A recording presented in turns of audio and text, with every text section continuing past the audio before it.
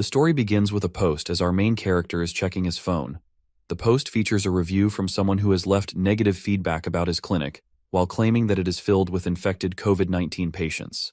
After reading this post, most commenters express their unwillingness to visit such a contaminated medical clinic. Meanwhile, our hero, who is reading this post and its comments, finds himself sinking into depression over the fact that his clinic business is failing.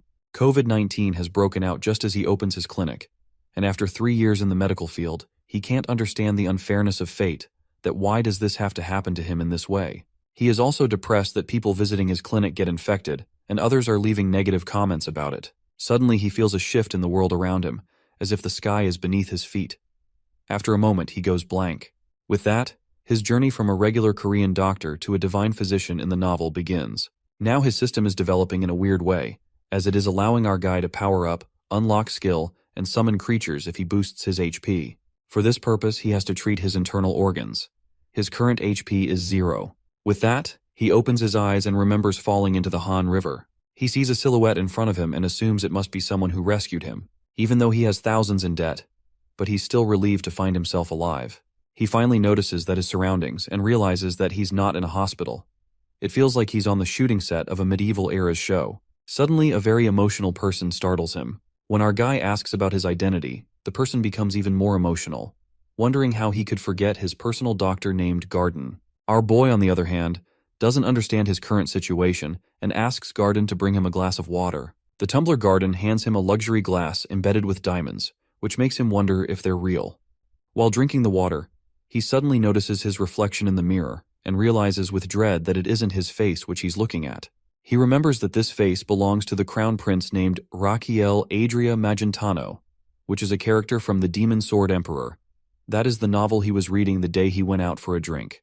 With disbelief at his situation, he thinks he might still be drunk and asks Garden to slap him on the cheek. Horrified at the thought of striking his master, Garden is unable to do it, so our guy slaps himself. The instant he does, he realizes with the excitement of having been given the chance to reincarnate as a crown prince. It means he's left his debt-ridden life behind. With this thought, he starts to rise from his place but promptly collapses. To see him like this, Garden rushes to assist him. Looking at his hand, he realizes that this body is much weaker than a normal 40-year-old's, even though he's a young lad. He realizes with dread that the character he's been given is always bedridden and appears only briefly in the novel. Not only this, he dies at the age of 22. With fear in his heart, he asks Garden about his age, and Garden replies that he's 21. He bites his lip upon hearing this. Before knowing that the character he had been given had that health issue, he was relieved to have left his debt-ridden life behind to enjoy his life as the crown prince.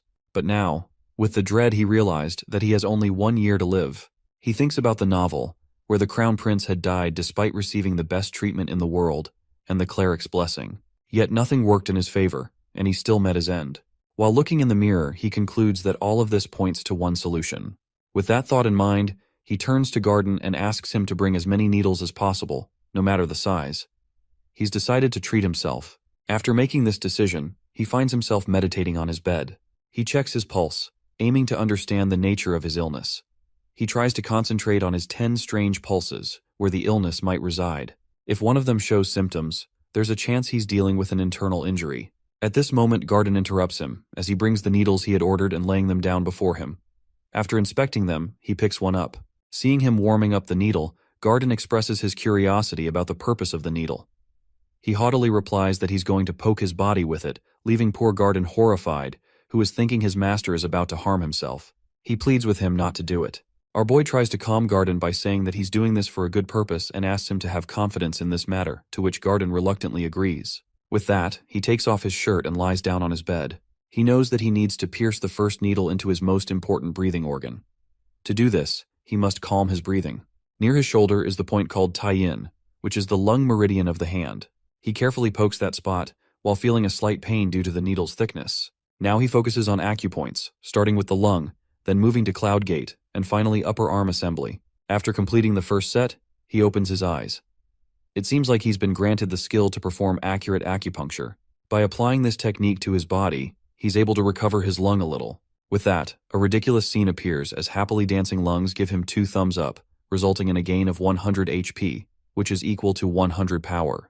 Our guy is quite baffled to see the screen in front of him as he reads all of this new information. Our boy is quite curious to see the status window in front of him. Seeing his state, poor Garden thinks that he's gone crazy, so he starts to cry again. With an annoyed expression, our prince orders him not to overreact. Ignoring his emotional doctor, he decides to target another acupoint near the shoulder blade. This acupoint is called the Yunmen acupoint, which he performs perfectly, resulting in alleviated feelings in his chest. He then targets several acupoints in his arms, which hurt more than before, but he endures the pain. Seeing him like this, Garden starts to pray to God for the health of his body and mind. Meanwhile, our guy takes the next step and pokes at the Yunji acupoint as well. With this, he stimulates various acupressure points, and his lungs feel like they're being massaged in a massage chair. He is irritated by the ridiculous notions his screen is displaying, as he is wishing that it would give him some HP points instead. Next, he focuses on the cheesy acupoint, which is located on his palm. With that last nail in the coffin, he successfully performs the acupoint treatment for the left lung meridian. Now his lungs take on a human form and perform a tap dance in his head, which is quite irritating for him. He waits patiently for it to end, but it is continuous for a little longer than his liking. Due to this constant tap dancing out of his lungs, the organ responsible for bowel movement also awakens. Now, the said organ, which is the large intestine, appears as a human and starts to party with the lungs. As their tap dance going on, his large intestine synchronizes with the rhythm of the dance. As a result, it gives him 100 HP, and both of the lungs give him 200 HP each. It means now he has 600 HP. With this increase in his HP, he is now able to activate his skill. His screen asks him whether he would like to shop for some skills. To read it, he remembers all of those fantasy novels in which a skill related to being a warrior or mage is given to the protagonist. So he decides to check it out. Contrary to his expectations, the skills he is shown all relate to medicine and treatment. He thinks that all of the tasks he has done in his past life. To see the list, he decides to choose the pulse reading, which helps him diagnose the illness, which is the foundation of all treatment and prescription if done right. For 500 HP, he purchases this skill with the first stage. By acquiring this skill, he is able to roughly diagnose the health condition of his patients. He later gets the report at the basic overall health check report. To see that, he decides to read his pulse over again. He checks his report, then the system informs him that his body is in the worst condition and he has a minimum of 3 months to live. He thinks it is even shorter than that mobile contract. So, he again concentrates on his treatment through acupressure points. He wonders if inserting a needle in a clockwise direction while twirling it using the reinforcing and reducing method will work. He can breathe out during this process while extracting the needles with respiratory supplementation and a draining method. So he performs it and is amazed to see that his life has extended by 1 day with it. He is so excited that he starts to perform it on another hand as well, which results in him bleeding. Unlike last time, his system warns that he has overdone the acupuncture and recommends that he should do once in every 3 days. Now his organs are shown lying on the floor. He concludes that the patients need to be stable to endure the continuous acupuncture treatment. But his body is quite weak to tolerate such treatment. He then analyzes his situation and concludes that even though the acupuncture treatment is working, with his body's weakened state, he is only able to extend his life for 1 month and then die eventually. After contemplating for a while, he decides that he needs medicine to treat his body. For this purpose, he turns to Garden, who is a doctor in this world. He asks for a more potent ingredient, which makes Garden a little hesitant. He inquires whether they have wolfsbane root, but Garden explains that since they are in his palace, they need to acquire these items from the main palace. He says he will do it, but he wants to know what he plans to do with it. Our guy deadpans that he is going to eat it. Upon hearing this, the poor doctor begs him not to do it. He explains to the doctor that he is just doing it for his own treatment. However, Garden remains reluctant. To reassure him, our boy starts to explain the situation. He asks if Garden is already aware that wolfsbane root is a toxic substance, which Garden confirms as it is used in poison. He adds that he needs the daughter root of the wolfsbane, which is much smaller than normal. At that, Garden deadpans that it can cause his heart to stop. In response to this statement, our boy admits that it is true, but insists that he knows the method he is going to use to turn this tonic into medicine. This sounds bizarre to Garden. Our boy continues, saying that this process is called detoxification, which will help him turn this poison into medicine. He asks whether Garden understands now. Garden honestly replies that he doesn't understand a thing, but he decides to give it a go since it might improve his health. While he goes to the pharmacy to get the root, he thinks about how nothing is stopping the deterioration of his master's health. Now he is willing to place his hope in this new treatment. However, he determines to eat it first to ensure that it is safe for his master to take. After getting the root, our boy is able to make a tonic out of it. But Garden seems quite uncertain upon seeing this strange-looking liquid and comments that it is made from a poisonous substance. Then he starts begging him not to take it. Seeing Garden's pitiful behavior, our boy decides to scare him a little, so he offers Garden to try it out first. This statement brightened Garden's face, because he also wants to try it himself, so he happily agrees to test it. Seeing his eagerness to risk his life for him, our boy is struck with the realization that in the novel, Garden is someone who is too loyal to the Crown Prince. In the beginning, he was not even his doctor and started as an assistant, though the passage of time sees every doctor who claims to cure him leave, but he remains unwavering. However, he pays the high price of his devotion because in the novel, he is executed after the death of the Crown Prince, accused of causing his death. Looking at him, our boy thinks that he is someone who deserves a good life, but it is another thing to share his tonic with him, which he is not convinced to do. After a while, he finally completes the tonic called Ephedra Aconite Asarum Decoction. Garden is ready to drink it, but our boy stops him, saying that it should be consumed when it is cold. At this moment, Garden suddenly voices his concern about how our boy, the Crown Prince, knows about the recipe for the medicine. Our boy makes an excuse, as he claims that he saw a dream in which a mage told him about this recipe. Despite saying that he believes in our prince, Garden's expression says otherwise. He looks at the time and hurriedly gulps down all of the medicine, leaving the poor doctor completely petrified. He looks at his doctor and with innocent eyes while claiming that he has eaten it all. Suddenly his heart begins beating fast and he realizes that something is about to happen. At that moment, his system informs him that the consumption of the perfectly brewed Ephedra Aconite Asarum decoction results in the reduction of soreness and coldness in his body, as well as a boost to his metabolism. Not only this, but he has also awakened the Azrahan core energy. This term catches his attention. The Azrahan core energy is a technique developed by the Grandmaster known as Javier Azrahan and his noble subordinate, Lloyd. This technique is a symbol of the imperial family, which is passed down only to the direct descendants of the imperial line. As he resides in the Crown Prince's body, he must have been taught this technique from an early age. Now, he has unlocked the first level of this technique, which allows his mana circle to circulate around his heart, helping him increase and absorb mana. Now his mana is at 120%, while he needs 1000 HP to reach the next level. Therefore, he feels the mana circle around his heart, as well as the mana circulating through his body with every breath. He is quite excited to experience this amazing feeling. Suddenly, he feels a sharp pain in his heart, and it feels like it is going to burst from his chest. Seeing him clutching his heart, Garden becomes very concerned. On the other hand, he receives a warning that there is a chance that his heart will stop at any moment because the pressure from the mana circle is affecting it. When he realizes that his mana circle and the growth of his heart are out of balance, he guesses that the size of the mana circle may be the root of the problem, as it surrounds his heart.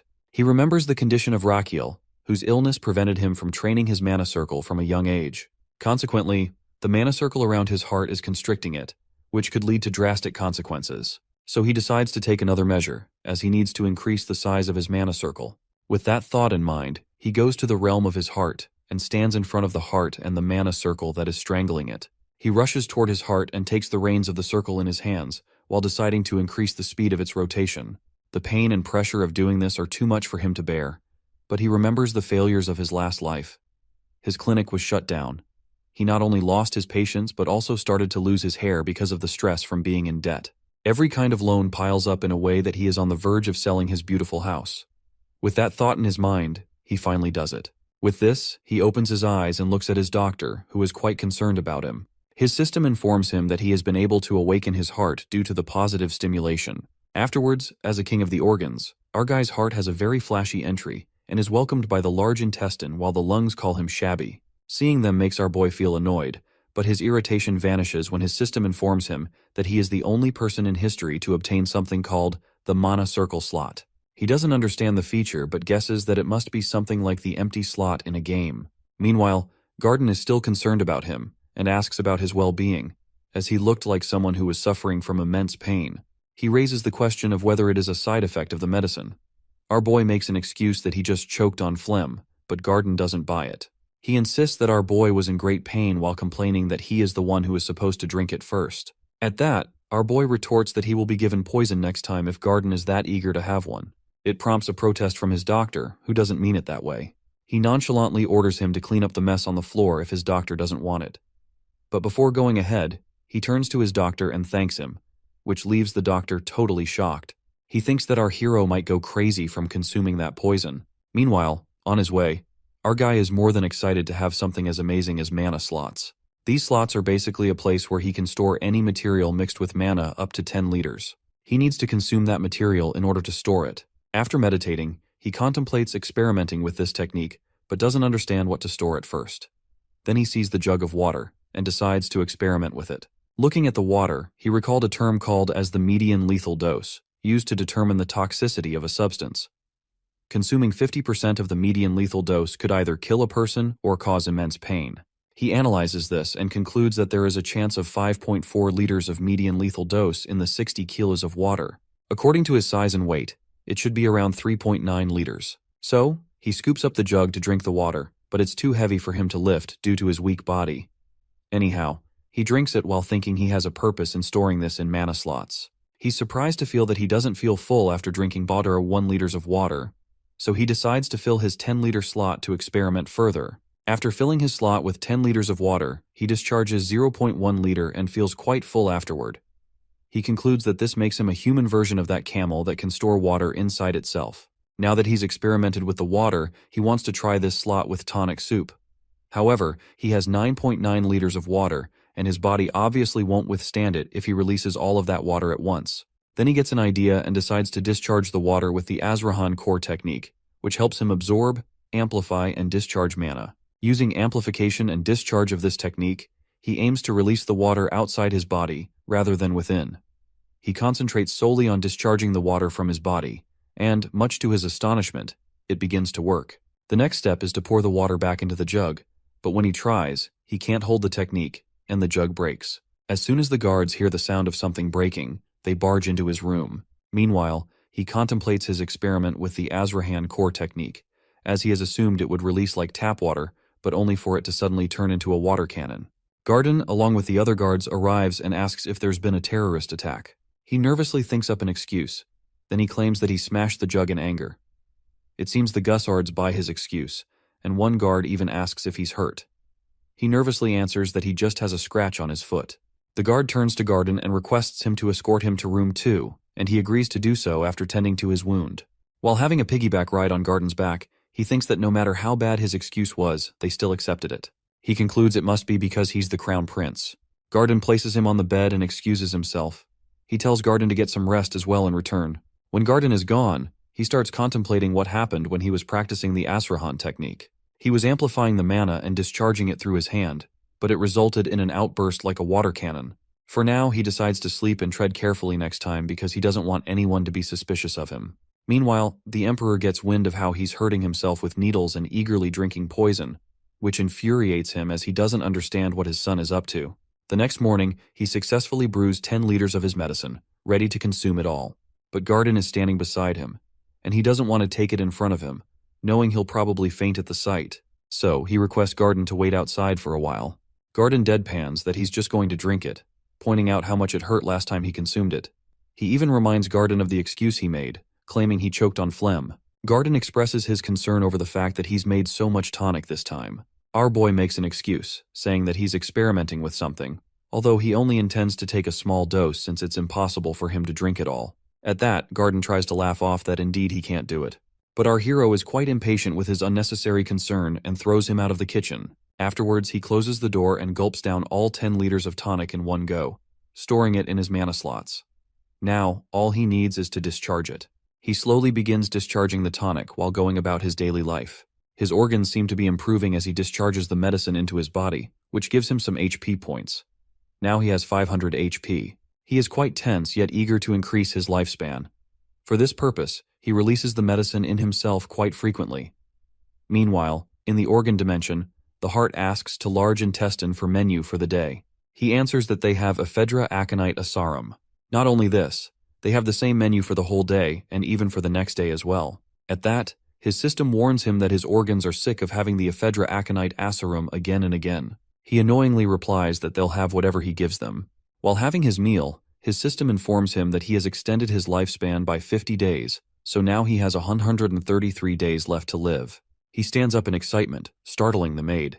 She begins apologizing furiously. He's confused, wondering why she's asking for forgiveness like that when she's only broken a cup. He gets his answer when she begs him not to whip her like last time. At this, he grows tense, as he realizes that this crown prince has been whipping the girl. He asks if he really did it, hoping she'll say no.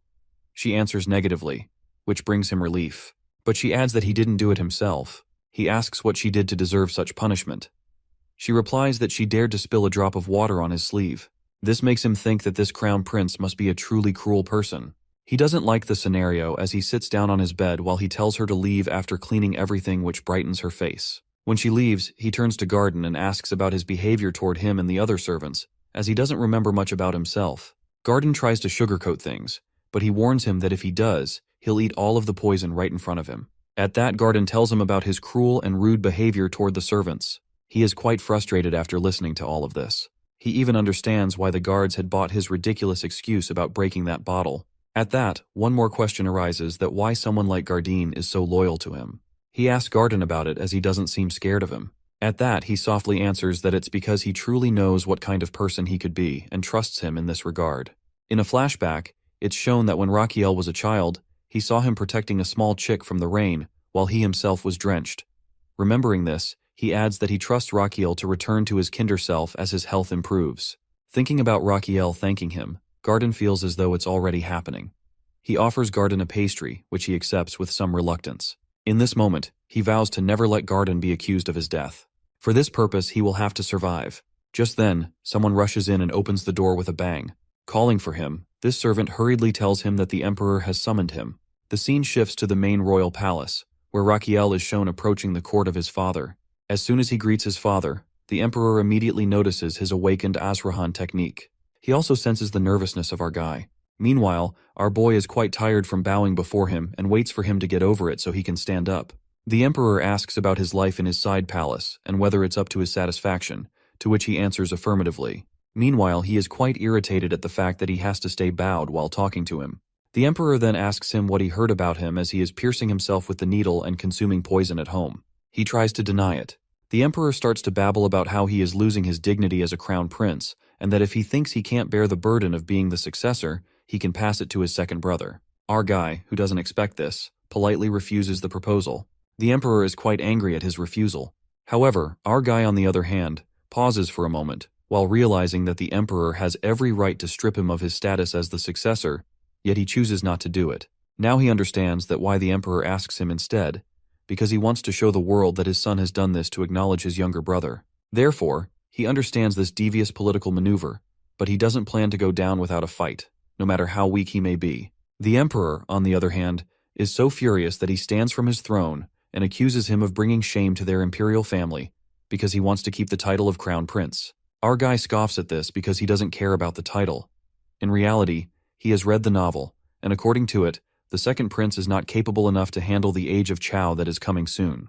Consequently, he will cause the downfall of the imperial family and the empire. So he turns to the Emperor and expresses his thoughts that he doesn't care about his title, but the prosperity of his family. So he proposes to give him a chance to prove that he is better than the second prince. Then the scene shifts to the side palace in which Garden is eager to know the reason behind the Emperor's summoning to him. He explains everything to him while dropping the bomb that he is going to have a sword duel with the second prince, which makes Hugged Doctor pack his stuff so that he will leave after his master defeats him. Meanwhile, the Emperor thinks about Raquiel's words and curiosity about this new side of his son. That's why he accepts his proposal. The next day, everyone in the Empire gathers to witness the sword duel between the brothers.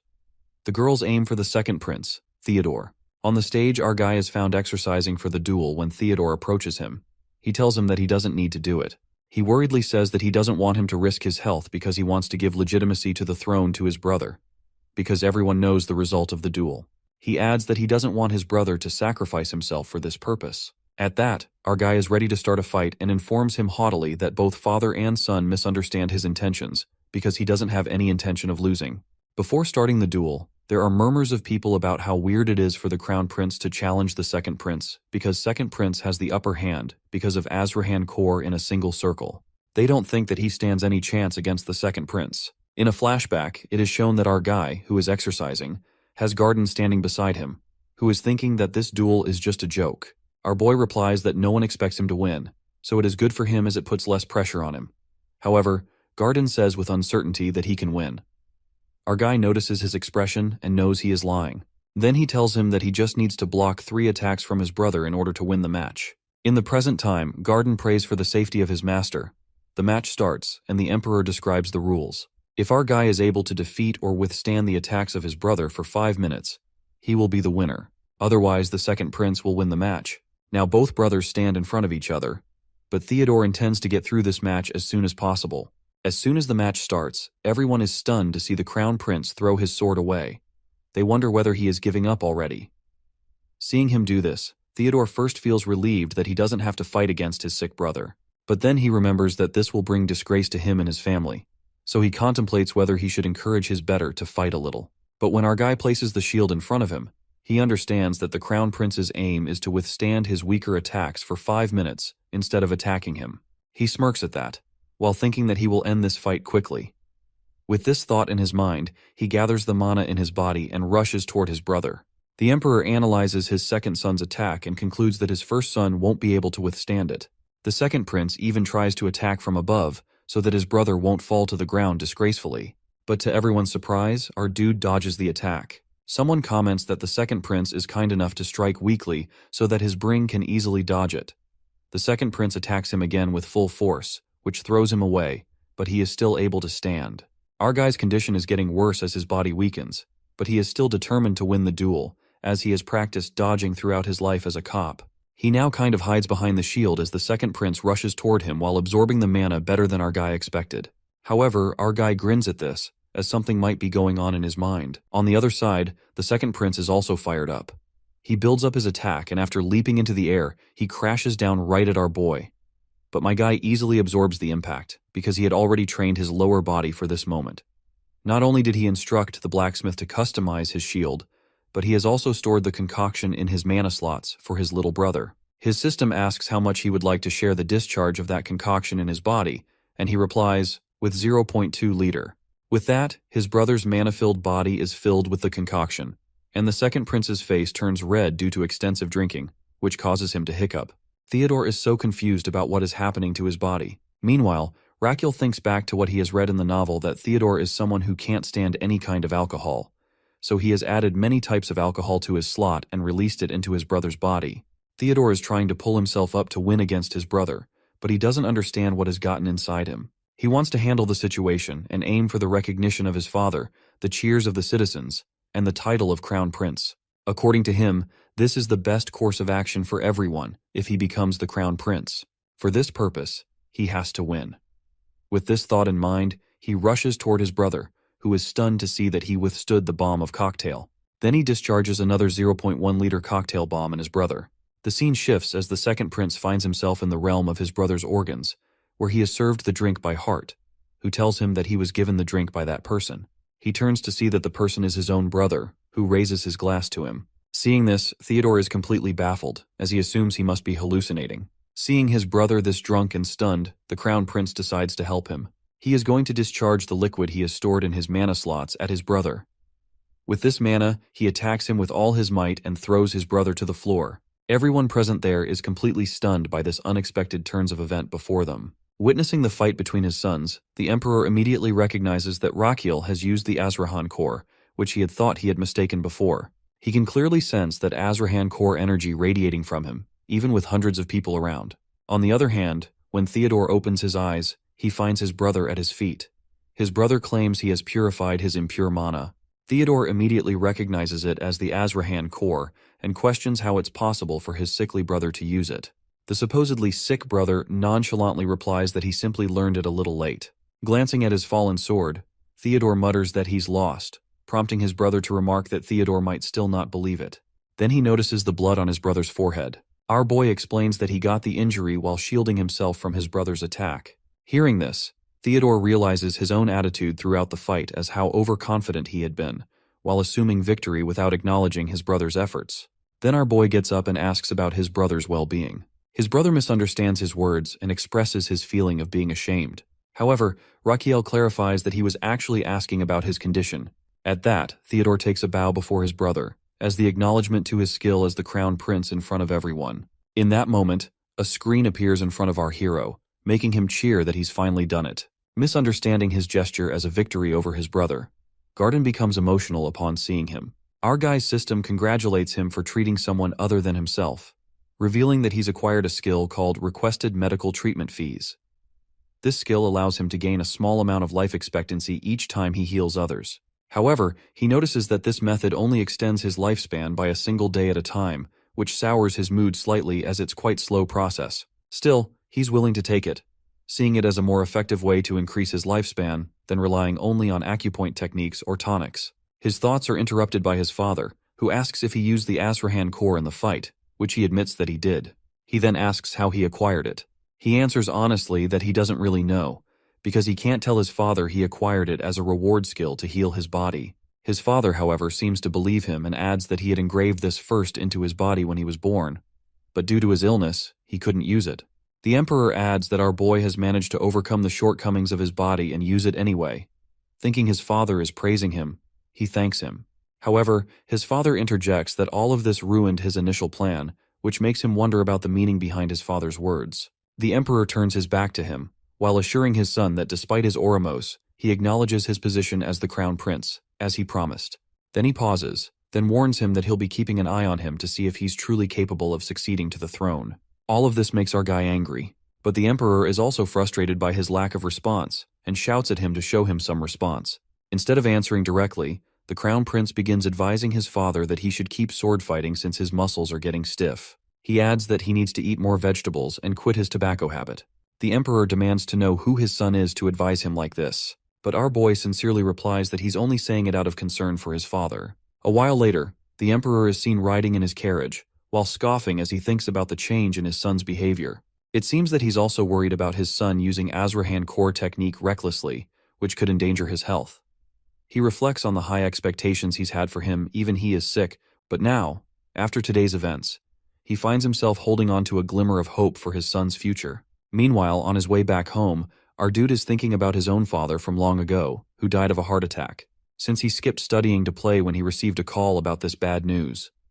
He regrets it now, but it's far too late. Thinking about the Emperor, who could still have a chance, he decides to protect his father as well, while using his skill which will also help to extend his own life. At that moment, Garden appears again, his face emotional, while requesting his master to ask him why he's crying. Feeling awkward, he asks him anyway. Garden expresses about his pride in his master for winning the fight, no matter how tough it was. He brushes off Garden's concern, while adding that he'll now rest as he has many things to do tomorrow. To sense his confusion, he explains that he has to meet someone the next day. Later, Garden is seen with a guy at one of the top 10 restaurants in the capital, called Sorrentino. The guy asks if he knows about this restaurant. He replies that he's a regular customer there. It turns out that the guy is none other than our crown prince, who has disguised himself. When the waiter comes to take his order, he gives a strange request, like asking for grape wine without grapes, and saying he'd like eat until sunrise. It seems like this is some kind of code, because as soon as he gives the order, the waiter instructs him to follow him. Both of them get up from their seats while Garden looks bewildered by what's happening. Our boy tells Garden to follow the waiter, saying he'll understand soon enough. After a while, the waiter leads them to a staircase. Garden is still confused about how the crown prince knows about this place. He himself knows of it only because he's read about it in a novel. Garden asks why they're there. He ambiguously replies that he's there to collect some treatment fees, leaving Garden puzzled by his words. Changing the topic, he asks Garden if he knows someone named Damien, to which Garden responds negatively. Instead of explaining further to his loyal doctor, he opens the door at the end of the stairs. There they find a battle arena where two fighters are battling each other as the crowd cheers them on. Garden asks again about this place. He happily replies that it's a secret location. Then, looking around, he spots a tough-looking guy in the ring. Garden asks if this is the Damien person he mentioned before, to which he responds negatively. Just then, the door on the far side opens, revealing the true protagonist of the novel he's been reading in his world. This person is Damien Kyan. Everyone is cheering for Damien as soon as he enters the Colosseum. The host tells his tough-looking guy to leave the place, then introduces Damien, who is going to fight the main match of the night. He is just 17 years old when he joins the life of the underworld and defeats everyone over the next 3 months, which earns him the title of the Sword Genius. Then they let Damien's opponent enter the arena, which is a roaring troll rushing toward him. Our boy, who had been watching the spectacle, is also afraid to see a real troll there. Garden protests as well, because he assumes that they are planning to feed a human to the troll. Meanwhile, on the lower floor, the berserk troll is quite furious and tries to attack him, but Damien gracefully dodges its every attack. Damien, who is looking intently at the monster, unsheathes his sword, and with one swift motion, he slays it in two. The spectators watching the show are in awe of what he has done. Meanwhile, our hero thinks that this guy is more notorious than he expected. Then he realizes it is expected of someone who is the main character of the novel, a sword genius known as the rival of the Grandmaster Swordsman in history. He then orders Garden to follow him and goes ahead. After a while, they are stopped by a bulky man who warns them not to proceed. But as soon as our crown prince keeps a brick of gold in his palm, the man lets them go inside. There sitting is someone, from whom our guy tries his best not to be scared. He confidently takes his bottle of painkillers in his hand and asks whether he is going to take these cheap painkillers. Damien then asks for the reason he is there or whether he is there to sell medicine to him. He answers ambiguously that it is something like this. Damien, on the other hand, tries to shoo our guy away by saying that he has had enough of them. Our boy confidently says that these cheap medicines are not useful when it comes to treating the constant throbbing pain in the back of his head. Now he has his attention, and he starts to explain the type of pain he has, in which the symptoms usually start from the back of his head, and the area around his neck and head feels stiff and itchy. He asks whether his shoulders and neck feel numb. Our dude detects the suspicious look in his eyes for him, as knows these things about Damien. He explains again about his condition, while adding that he feels immense pain from the sides of his head and between his eyes. Not only this, he feels goosebumps on his body, and his eyes pop out. Our guy is also acting out all these things while describing all of his conditions. While Damien looks at him intently, our hero continues his melodrama, while trying to convince him that instead of getting to the root of his problem, he is relying on painkillers, which are not a standard form of medicine. Damien is annoyed by him and ponders killing him for a moment. In the end, he tells Damien to use his mouth to say something, which annoys him because Damien thinks that he is the one who is not letting him say anything. Anyway, Damien asks about the identity of our guy, who jokingly tells him the truth that he is the crown prince, which irritates Damien. To convince him, he lies that he is sent there by Kuzman, who is kind of a sponsor for Damien. He adds that Kuzman is worried about Damien, and nowadays they don't have a sufficient amount of ingredients because of the season. Damien doesn't understand a thing our boy is babbling and asks about the meaning behind his words. Our boy explains that he has found a new way to relieve his pain. Damien asks whether it involves new medicine. Our boy answers that this matter can't be treated with that medicine, so there is a need to eliminate the root of his pain. He asks him to strip off his shirt and lie down so that he can explain the process of treating him. Damien does what he is told. His back is full of scars. Our boy jokingly asks whether he is scared, but he answers negatively while irritated, adding that he is a warrior who has hurt people and vice versa, which shuts him up. He then scoops a junk of moxibustion and asks whether it is his first time seeing something like this. Our guy places moxibustion on his back. Then he fires the substance onto his back while Damien nonchalantly remarks that such a treatment doesn't scare a warrior like him. However, after a while he is trembling with the pain, which makes our boy joke about it. He seriously hopes that he can bear the pain. He thinks about this guy who has a curse mark on his back, which is the reason he doesn't leave the underworld. Whenever he goes to fight, he feels immense pain. To cope with this pain, he starts taking lots of painkillers. He borrows and has to have another fight in order to pay his debt. This is the life of the protagonist of this story. He curses Kuzman for inflicting this cruel cycle on Damien. He now tries to smear the mark on his back with this process. He happily thinks that if he is able to cure Damien, he will not only extend his lifespan, but will also have his support. He decides to treat the other gladiators afterward. After the treatment is over, he tells him to get up. He looks intently at the mark on his back, which he has successfully cauterized. He then asks about what he is feeling at this moment. With an expression of disbelief, Damien expresses that he feels quite refreshed, something he hasn't felt in a long time. Our boy explains that he needs more sessions of that treatment. During this time, he needs to avoid touching the blisters on his back, oily food, and overexerting himself. He is struck by the last demand. Our boy explains that he shouldn't fight, which meets with a protest as it is not something Kuzman will allow. At that, he consoles him by saying that he will take care of that matter. Now Damien understands that our guy is not what he has told him and asks about his identity with a baffled expression. Our boy proudly tells him that he is a crown prince, but Damien doesn't believe him and remarks that he must have a reason for avoiding revealing his identity. Our boy decides to let go of this matter and instructs Damien to do whatever he has told him to do. Besides, he strictly tells him not to go to the Colosseum no matter what is happening there, as it is a safer place for him. In the end, he adds that this is their only way to meet each other. Upon hearing this, Damien's face turns red, and he eagerly agrees with him. On their way back, there are hundreds of questions Garden has about this illegal place, but he asks him to help him to find something. When asked what it is, he tells Garden to look for a man with black hair, a ponytail, and slit eyes. After looking in some places, he finally finds him in a bar. He sits in front of him and gets straight to the point, saying that he needs to buy Damien, so he should tell him about his total debt as well as the cost of breaking the contract. At that, Kuzman demands 9 trillion magan, which could only be afforded by someone as wealthy as a crown prince. Our boy explains that he is the crown prince.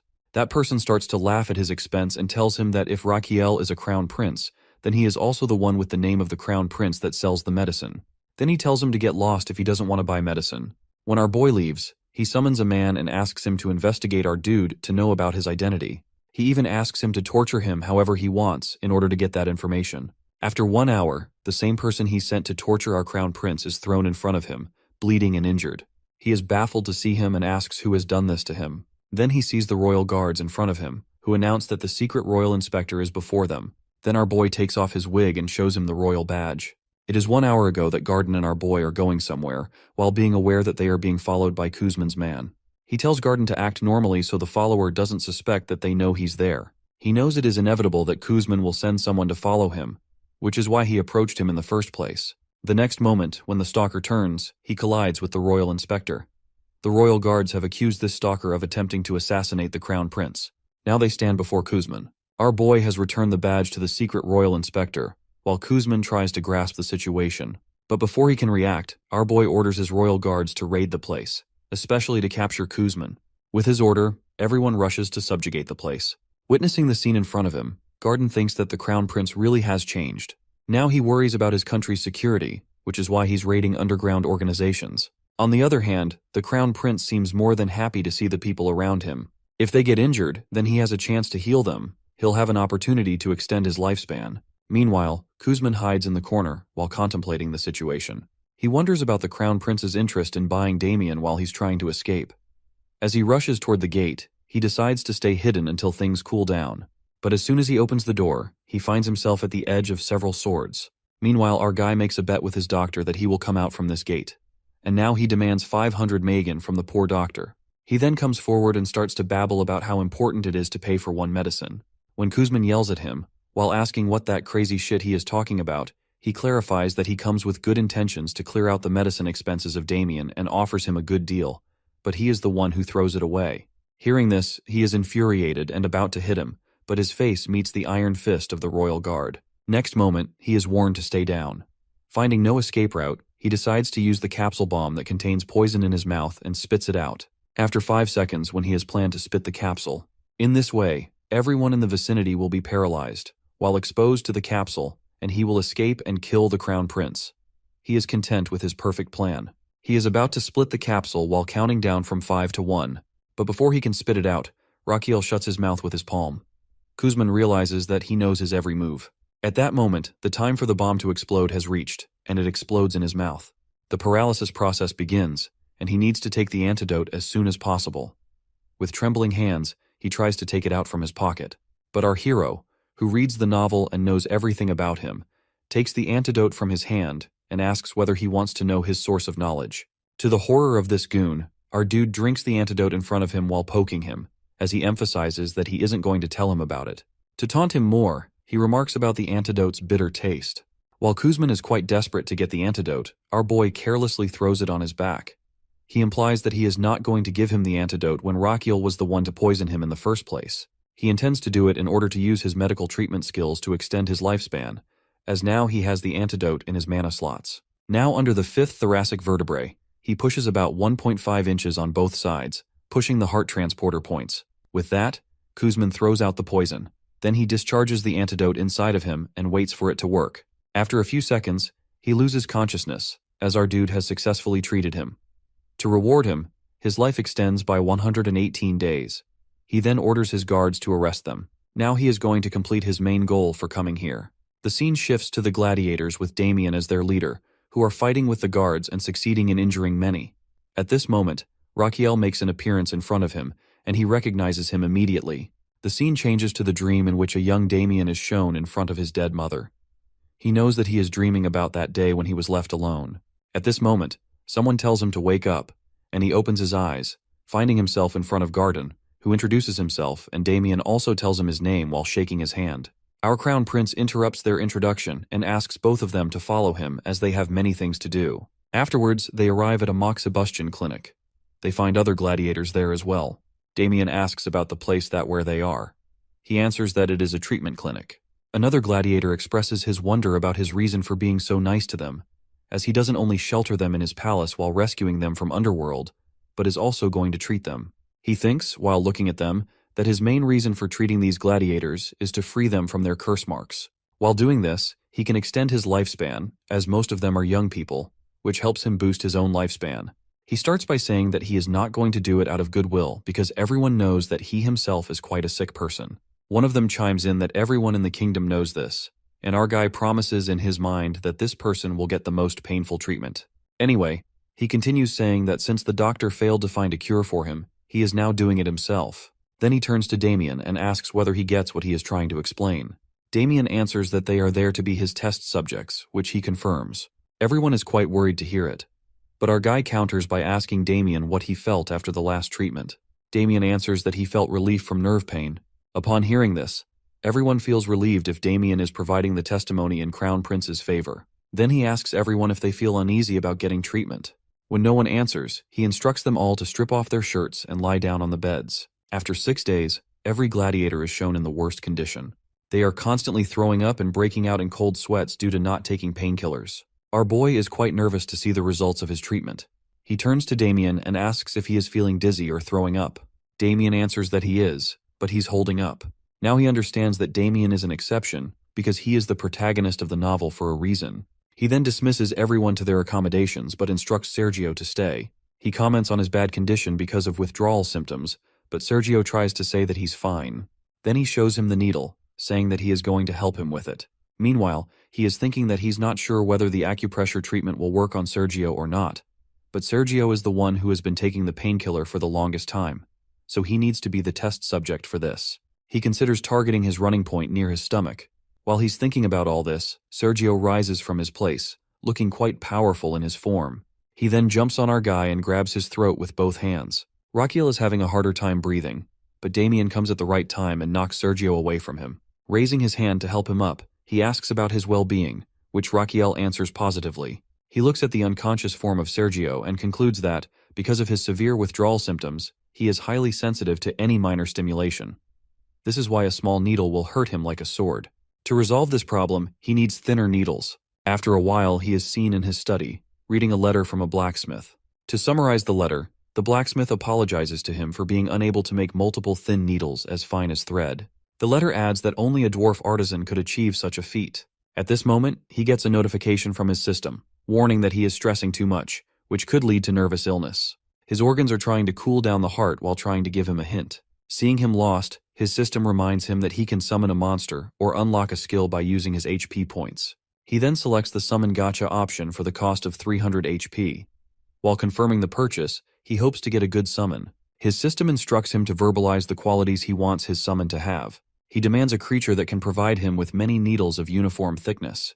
After recording his request, his system provides him with 3 options with bizarre names like a happy summon that oinks, iron that discharges, and a cactus that discharge. Then his system informs him that one of these summons has a 100% ability to meet his demand, one has 50%, and one has 0%. Upon reading this, he realizes that this summon is a kind of gamble, so he contemplates which summon to choose. After thinking for a while, when he can't decide, his heart frustratingly tells him to choose the cactus, and he agrees. While his system prepares his gift, he pleads to God for the right summon. Then, a very cute porcupine is dropped onto his palm. Now his system is informing him about the qualities of his new summon. He can alter its size by feeding it either red sunflower seeds, which will make it huge, or blue seeds, which will return it to its original tiny size. Its name is Goswem, and it has the skill of producing an infinite number of thorns and attacking its enemies with them. He politely asks his summon for 3 thorns, each of different colors, and it provides them to him. He checks the white and brown ones. The white one has a mild pain effect, so he decides to use it for the gladiators. However, he's a little cautious of the black one, as it has a higher pain level. He doesn't even test it and decides to try it on someone else later. Then he goes to his clinic, warming up the needle. Seeing him, Garden asks about his summon, and he introduces it to him. At that moment, he makes up a story and tells Garden to ask the remaining details from the summon itself, then leaves the place. Garden is quite baffled by this situation, as he recognizes this creature as a summon monster. According to legends, There was a legendary builder around 300 years ago who had summoned monsters as his aid. They are known as very rare and mysterious creatures, and Garden doesn't understand how his master got one. Now he realizes there is something about his master that he doesn't know. Inside the clinic, Sergio apologizes to our guy for the incident yesterday.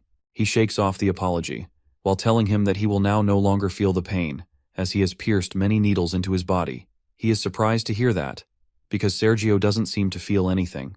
He then shows him his arm, where he performed the acupressure treatment. Afterwards, he has been performing this treatment on everyone. To get the rewards from treating Damien and the other gladiators, his life expectancy increases by 171 days. Not only that, but he also levels up his skill due to using it on a larger number of people. This information makes him quite happy, as it is clear from his body language. Seeing him so happy, Damien doesn't understand his true motives, as he wonders why the Crown Prince is ecstatic to see them recovered. Now that Raquel is done with their treatment, he decides to come up with another plan for them. The scene shifts to the Emperor, who is getting a report about his son. He is informed that the Crown Prince has 14 gladiators as his bodyguards, who are now officially recognized as royal guards. He is giving them salaries and other benefits for their work. At that, the Emperor starts to laugh at his son's expense, who should be resting in bed, but instead, he is getting a private squad. However, the next piece of information tenses him, as he is told that the Crown Prince has a habit of inviting every servant and guard to his side and poking them with needles. The Crown Prince is seen playing doctor with the numbers of servants. He asks one of them whether the needles he is piercing into his body hurt, and he gets a negative answer, despite the guard's expressions saying otherwise. Then he announces for a next patient. A few days ago, Damien is seen in front of our Crown Prince, who asks about his feelings during the moxibustion treatment. Damien answers that it still hurts a little. At that, the Crown Prince gives him the good news that he no longer needs the treatment as he is fully cured, which leaves him confused. He then thanks the Crown Prince, but he meets with a protest from the Crown Prince. Raquel asks him to hear him out first. The Crown Prince has a proposal for him, as he wants Damien's sword skills on his side, because he doesn't want his skills to go to waste. Then, he offers him a position as his bodyguard, with a smart salary and other benefits, instead of relying on emotional things like loyalty and friendship. He knows that Damien will advance in his sword skills and soon reach the Sword Master syndrome, where someone becomes extra sensitive and endures even more pain than he had experienced before with a curse seal. So, he wants Damien to stay close when that happens. So, he is offering him the job as an excuse to keep him by his side. He adds many other perks to the job contract, but when Damien doesn't respond, he offers a 4-day work week, which prompts a cheer from everyone behind Damien. Upon hearing his job perks, everyone offers to hire them as well, under the pretense that it is their way of repaying their debt by protecting him. He dryly comments that they want to do it because the salary and other benefits come with the job, and they sincerely agree that it is the case. He is glad at their honesty, as he thought that people who claim to be loyal often hold grudges. So, he ponders on this matter and decides to hire them, as the original royal guards were loyal to his father, so it will be better to have his own private squad. He then gives them the name of SRG, and they are quite happy about it. He turns from them and thinks with a sigh that his lifespan still doesn't last much longer, as he has only 18 days left, besides having a very weak body, which is unable to search for more patients. After a while, he is seen in his study room, where he tells Damien and Garden that he is going to set up a clinic in his palace. At that, Garden startles him by saying that his cause is noble, to start a clinic as he wants to help sick people. He totally agrees with him and tells him that he wants to treat the people living within the side palace because he doesn't think common citizens living outside the palace will feel comfortable visiting it. Garden also agrees with him. So, he explains that he needs this because in this way, the word of mouth will serve as advertising for his clinic, so people will come to his side palace's traditional medicine clinic to receive treatment. Now, in the present, he is frustrated to know that everyone is quite healthy, and after treating 500 people so far, he has only received a 2-day bonus life. With his frustration, he exclaims that he needs a very sick person. Suddenly, he stops as the idea hits him. He orders Garden to collect data about the families of the servants he has in his palace. He is sure there must be some sick person among their families. He is quite frustrated to see that they all seem healthy, as only 10 pages remain. He doesn't have much hope, but he still keeps checking. He is interrupted by Damien, who expresses his disappointment with the Crown Prince. He is baffled to listen to him. Damien asks further whether he sees patients as the tool. Damien adds that he understands that he needs the patients for research, but now it looks like he is searching for someone on their deathbed. At that, Garden tries to defend his master as he must have some plan. However, the Crown Prince corrects his doctor, stating that Damien is right about his assumption. Damien protests, saying that he was rude towards Garden, while Garden tries to defend Crown Prince by saying that Damien is rude to him. Seeing this, the Crown Prince kicks both of them out of his room and checks the remaining 10 pages. One page catches his attention. Someone has written in this questionnaire about an 8-year-old boy whose body starts to tremble and foam at the mouth once or twice a week. The doctor as well as the cleric checked him, but it was of no use. Upon reading it, he is quite happy to finally have found what he was looking for. The next day, he gets to meet the young boy, who is a little scared to see him.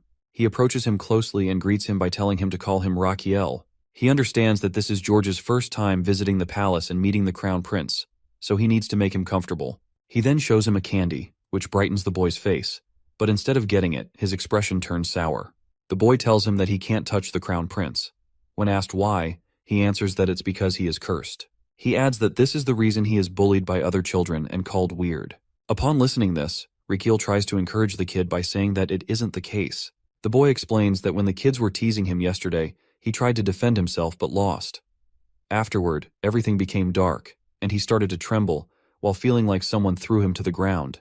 When he woke up, he felt weak. At that, the Crown Prince suddenly hugs him, saying that he is brave for enduring all of this. With tears in his eyes, George supplies that he shouldn't touch him because of the evil spirit residing in him. In that moment, the Crown Prince begins to diagnose him. His system informs him that this person is completely healthy, besides some symptoms of seizures caused by irregular brainwaves. He diagnoses George with epilepsy, but the problem is that he doesn't know the cause behind the irregular brainwaves. He tells George that he is not strange. To sense his disbelief, Raquiel happily tells him that he is the Crown Prince, and he is always right. Now, he is struck with what to do next, as he doesn't know the cause of the irregular brainwaves, and he doesn't have any tools to detect it, like an MRI machine. Suddenly, George calls out to him, and he tenses to see that George is having a seizure. He immediately lays him down, despite the protests of Garden, who wants him to stay away from the boy. Damien also raises his sword. To see their reactions, he shouts at them, while telling them that George is just sick and needs care, as he is in pain right now. He orders them to get him a pillow. Afterwards, he lays George on the pillow, and everyone looks at him. Garden offers to wipe the foam from his mouth.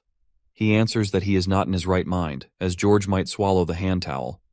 They can't do anything right now until the seizure is over. Suddenly, he notices mana coming from George. He understands that it's because of his Azrahan core technique, which is sensitive to mana. He then decides to use this technique to detect the cause of the epilepsy. He then searches for the cause inside the flow of mana. He checks the nerves but can't find anything, though he is getting tired. Afterward, he is standing in front of George's heart and rushes to it. Finally, he catches the source of the irregular brain waves, which are happening in the vagus nerve. He then orders his subordinates to bring him a blanket to cover George up. He also instructs them not to wake him. In the process, he, who also overexerted himself during the diagnosis, and falls down. The people around him are worried to see his condition, but he feels relief in having found the cause of George's illness before losing conscious. After a few hours, he wakes up with a heavy head. He assumes that his Azrahan core was activated to its maximum when he was asleep. At this moment, he is startled by Damien's presence, who informs him that he has been sleeping for half a day. He asks about George and is told that George has woken up but is now feeling tired. While getting up from his bed, he thinks about how the diagnosis he performed was successful through his Azrahan core. Now he can start George's treatment by stimulating the vagus nerve. As he is putting on his coat, Damien asks with surprise where he is going in the middle of the night. He answers with a maniacal expression that he is going to be struck by lightning. After a while, he, along with Damien, is seen in front of the main palace. The guards are shocked to see him there. He asks the guards to escort them to Sir Xanatis's room. They head ahead to reach Sir Xanatis's room, who is the palace mage. He is astonished to see them there in the middle of the night and asks about their purpose to be there. The Crown Prince then playfully asks the mage to strike his back with lightning magic, which leaves the poor mage totally baffled. The mage remembers yesterday when he had visited the Emperor, who was telling him how the Crown Prince has been acting differently and strangely in recent days. He says, while smiling, that he is worried about what his son might do next. Seeing his expression, the mage thinks with annoyance that the Emperor has also become a fool when it comes to his son. In the present time, the boy is shaking the annoying mage furiously while asking him to hit him with lightning. The mage thinks about how crazy the Crown Prince has become. He protests to the prince that he can't do it, as it might kill him, which would make him accountable for his death. The Crown Prince explains that he doesn't need to go that far. He just needs a bit of electric stimulation for 3 hours. The mage is equally annoyed by this new demand. Lightning magic has destructive capabilities, but the prince wants him to minimize it and maintain control it for 3 hours, which requires precise control. He asks the prince if he has any idea that his request is quite difficult. The crown prince answers that he totally understands, which is why he came to him, because no one else could achieve such a feat besides him. Hearing this compliment, the mage is half ready to fulfill his demand, but he's still hesitant, wondering what if he hurts him. The crown prince consoles him by saying that he guarantees if something happens to him, Mage won't be accountable for his death, while pointing to the guards who will witness it. He further explains that he is doing this to save someone. The mage then agrees to his demand and asks when they can start. The crown prince replies that they need to do it now. Then he sits in front of the mage, who asks if he's ready. He nods, while secretly thinking that he can't just experiment with such a dangerous treatment on a child, so it's better to experiment on himself. When the mage starts to hit him with a precise amount of electricity, the crown prince is going to convert the electric currents into electrodes. Then, he will transform them into electrical signals and intends to use them to correct the irregular signals in George's vagus nerve. In the end, he will control those signals. While analyzing his plan, he is in awe of Azrahan core technique, which makes it possible for him to be successful in one try. He asks the mage to stop, who teasingly tells him that he could do it all day. The next day, many people who are known as gossip mongers are seen in front of his room. One of them opens the door, and now everyone is standing in front of George and his doctor, the crown prince. Rakiel shows George a needle and honestly tells him that it's going to hurt a little, as it is a medical procedure.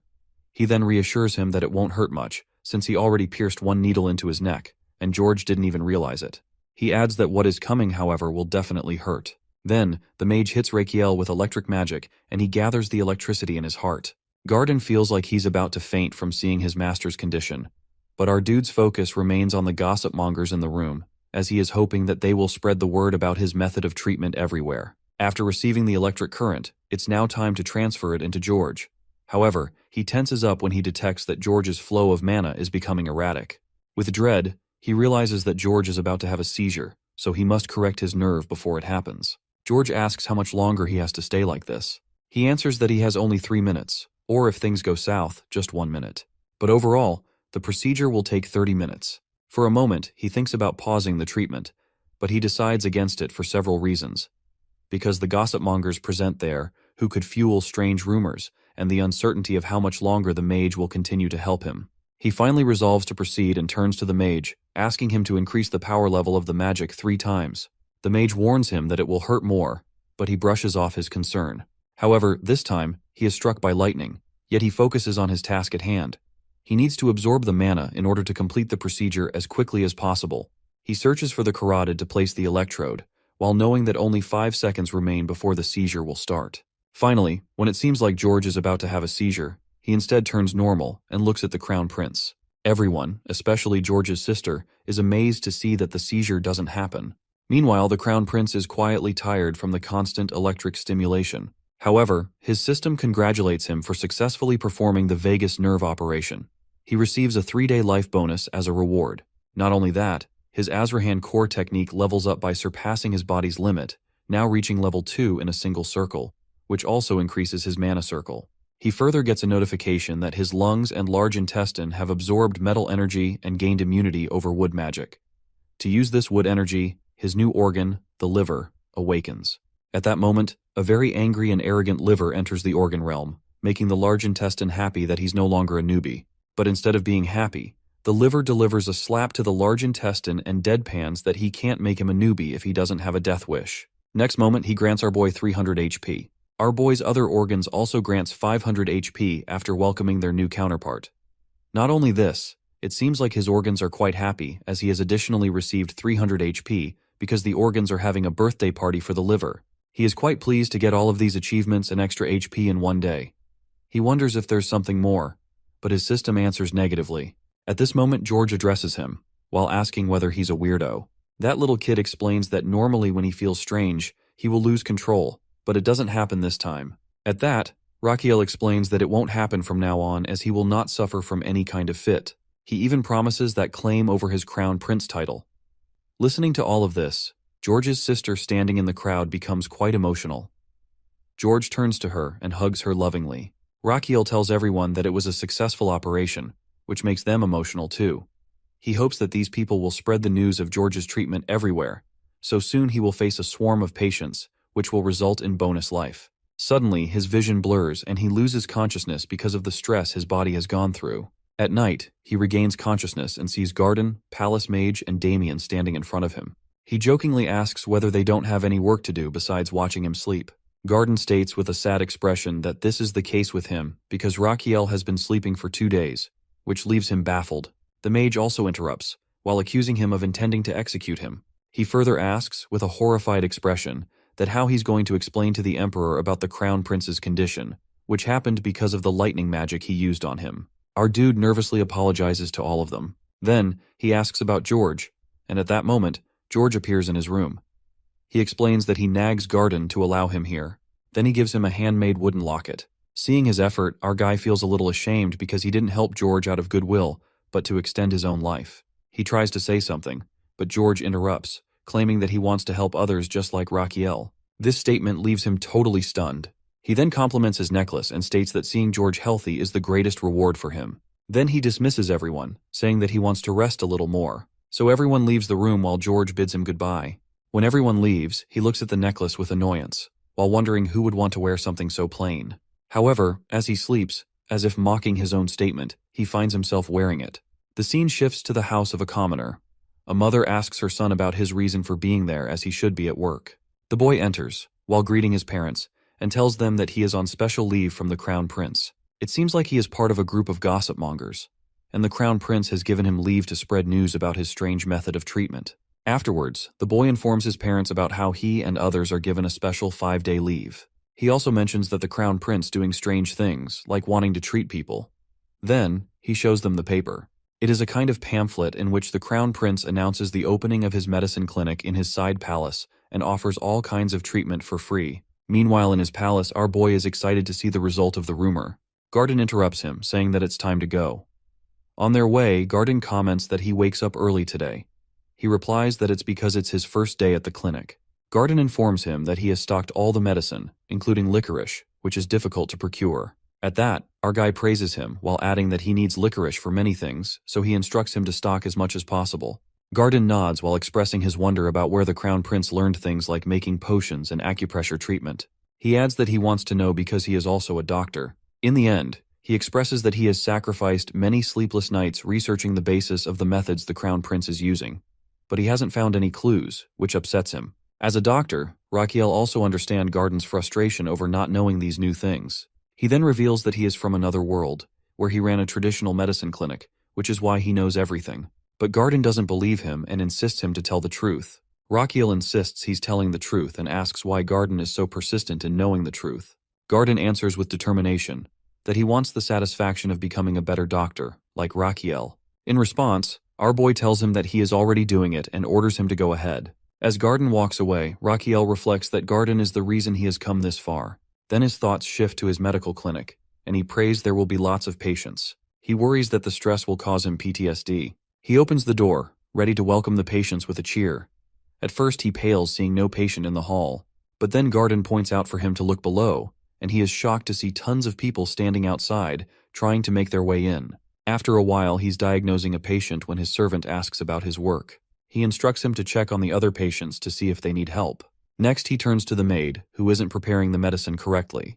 He knows the nursing system is not up to par and that it will take time to settle down. After seeing several patients, he gains enough experience to level up his pulse reading skill. Now he can not only assess the overall health of a patient, but also detect symptoms related to the internal organs. In this way, his internal organs are going to help him detect any problems with the organs of the patient by consulting the patient's organs. The scene shifts to his organ realm, where everyone is ready to have a blind date with patient's organs. The heart claims that he is not interested in anyone younger or older than 4 years old. However, the liver points out that they are going to meet all the older people. Seeing them, everyone is disappointed by the idea of consulting. Despite their reservations, they give the results. They didn't find any abnormalities, aside from slight constipation. But the liver informs them that this person shows symptoms of hepatitis, so he needs to give up alcohol. The liver further explains that the old man's liver is likely to survive only for another 5 years. He is amazed to hear this diagnosis, as it forms the foundation of every treatment. Determined, he now decides to awaken the other organs as well. Turning to his patient, he informs him about his liver's condition and prescribes medicine for 10 days. At the end, He deadpans that the man should stop drinking, as he's likely to die in 5 years if he doesn't. Then, he orders the patient to quit alcohol as the crown prince, or he'll be thrown into jail. The man is completely petrified upon hearing this. Afterwards, he dismisses all the non-critical patients, sending them home. Then, the servants turn to him, while showering him with praise and apologizing for the mistakes they've made. He nervously encourages them, while acknowledging their hard work. Meanwhile, he is thinking about establishing a proper nursing system, as it will be necessary if they admit more patients. He wishes his nurses from the modern world were here to help. At this moment, Garden bursts through the door urgently and tells him that there is a patient who needs immediate care. The son of the family pleads with him to save his mother. After laying her down on the bed, he asks the son about her condition. The son replies that she's had a fever since the afternoon, and her condition has worsened since then. After checking her veins, he is horrified, as he realizes that she might be suffering from the illness that killed 40,000 soldiers of Napoleon's army. With dread, he recognizes her condition as epidemic typhus fever, which is an acute febrile illness caused by Rickettsia bacteria infection. He hesitates for a moment to accept it, but the liver informs him that it has indeed seen Rickettsia bacteria in her blood. He gulps upon hearing this and asks the patient's son about the last time she took a bath. The son replies that she took a bath yesterday. He then asks about her bedding condition. The son answers that she is a tidy and clean person. After finding no clues there, he asks whether she had been anywhere where she might have encountered lice or fleas. The son then answers that she had slept on a farmer couple's bed when her carriage broke down on her way back home 15 days ago. To analyze her situation, he concludes that she must have epidemic typhus fever. He then informs her son about her condition, while explaining that she is infected by lice. Seeing her age and temperature, he concludes that she might have pneumonia, or could suffer from central nervous system damage, or might develop necrotic body parts. He then instructs the maids to clean the patient with warm water and change her into patient clothes. He orders them to burn her clothes and bedding, take a bath themselves, and burn their own clothes as well afterwards. He even threatens to fire and punish anyone who disobeys his orders. He then orders her son to inform about her condition to their family. Later, he stands in the kitchen, where he has made a kudzu root tonic soup, which is a type of fever painkiller, for his patient. He then gives her the first dose of the soup. 3 days pass, and they care for her continuously, but unfortunately, her condition does not improve due to the persistent high fever. He now understands that the soup dose is not enough for her condition. She needs a balance of yin and yang, as her yin energy has been drained. He realizes that he must find medicine with strong yin energy to restore her balance. He thinks for a while about where he can find such a medicine. Realizing that it may be in his father's secret treasure vault, he orders Garden to prepare a carriage for him. He isn't sure he will find it there or not, but he intends to use his privilege as crown prince, as he hopes his father might help him. After a while, he's seen greeting his father, who asks why he has come at this late hour. He requests permission to enter the secret palace vault. Sensing his father's confusion, he reveals the condition of his current patient, who is severely ill. His father questions how this is related to his request to visit the vault. He explains that he is searching for a medicine to cure her and might find something there. In response, his father expresses disbelief because he suspects that he's making an excuse to access the vault for his own gain. Meanwhile, his father seems amused by his son's predicament, a fact our crown prince notices, and finds it quite annoying given his father's antics. He tries to reason with his father, while insisting that he doesn't have time to prolong this matter. However, his father remains unconvinced by his outburst, believing that since he didn't receive a proper education, he shouldn't suddenly be treating people. His father asks him to prove that his diagnosis is correct. At this, our boy asks whether he wants to test him, which the emperor affirms. He then orders our boy to diagnose the condition of Royal Knight Captain Roberto, who is recently ill. If his diagnosis will be correct, he will grant him access to the vault. He checks the captain's pulse while his father, who is quite arrogant, assumes that he won't be able to determine his condition, as only he, the captain, and the captain's wife know about it. After a few seconds, our boy announces that the captain has partial baldness, which shocks both the captain and the emperor. The emperor points out the captain's full and shiny hair. This prompts our hero to remove the captain's wig in response. This leaves the captain in a state as if he is about to break down. Then our hero turns to Damien and orders him to proceed. On their way to the vault, Damien remarks on his harsh move to remove the captain's wig. He carelessly replies that he'll treat him next time. During their discussion, they finally reach the vault. The guards hand him the secret pass to enter the vault. He asks what happens to someone who doesn't have this. The guard explains that it activates the attack magic within the vault and will also track his time inside. If he exceeds the allowed time, he will be killed. Finally, he tells him he is allowed inside the vault only until daylight. Shocked to hear this, he realizes that they have only a few hours, so he rushes toward the vault, only to stop as the guard who informs him that he's headed toward the intermediate area. Annoyed that his plan didn't work at all, he remembers that his father has only granted him access to the basic area, where he can take only one item. Frustrated, he complains that his father tricked him, while not mentioning the level restrictions when he tested him. He is still annoyed with his tricky father and resolves to avoid taking his help in the future. Once inside the vault, they are surprised by its vast size. He sets an alarm for the entire night and turns to Damien for help. Damien asks how they can locate what they need. He replies that they're looking for anything with ice properties. Once Damien finds anything related, he should write down the location so he can check it out later. They then split up to search both sides. However, our guy is unable to find anything useful and hopes that Damien will find something. When his bodyguard stands in front of him, he asks about the list. Then Damien hands him the list, which he realizes he can't read. So, Damien leads him to the location of the shield which he found. This is the only thing in the vault with ice properties. He looks at the description of the shield, which is a basic item. When infused with mana, it can manifest an ice shield. It looks more like a buzzer to order coffee, but his eyes stay glued to the description, which details how it manifests an ice shield when infused with mana. With that, he begins to infuse his mana into it to test it. It starts buzzing with his mana, and he's careful not to infuse too much, knowing that it has a limit for manifesting mana to deploy the shield. Then he infuses his mana into it again, this time more carefully, like he perfectly set the shower temperature in his previous life. He starts to feel a chill, and finally, an ice shield forms in front of him. He happily turns to his bodyguard and tells him that he'll need his help later. Now they need to go to his bonus HP, in other words, his patient. The next moment, the guards see him coming out of the vault with his bodyguard, and notice the sword at Damien's belt. One guard asks if they chose that sword, but they're interrupted by the crown prince, draped in numerous jewels and a velvet cape worthy of an emperor. When the guard looks at him, he annoyingly informs our dude that he's supposed to be free of all these embellishments. Later, inside the side palace, Garden wakes up from his sleep due to some noise and sees that Damien and the crown prince have returned. Seeing them together, he feels pleased, while believing that Damien is capable enough to protect Raquiel and that Raquiel has also found a friend in him. With this thought, he makes some tea and brings it downstairs for them. However, he spills the tea as soon as he sees Raquiel activating his shield while Damien attacks him with his sword. He exclaims that it's an act of treason.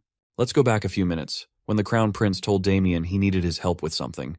Damien, who was truly impressed by the crown prince's passion to treat people, was ready to obey any of his orders. But as soon as the crown prince asked him to hit Raquiel with his sword until the ice shield breaks, his expression shifts to annoyance. It was the same argument Garden had seen from his room but didn't fully listen to. Damien protests, while asking if the crown prince really wants to label him a traitor. But the crown prince explains that he needs him to strike him with the sword so that the shield will break, and he can use the residue left from the strike in the medicine for his patient. At that, Damien suggests putting the shield on the ground so that he can strike it more easily.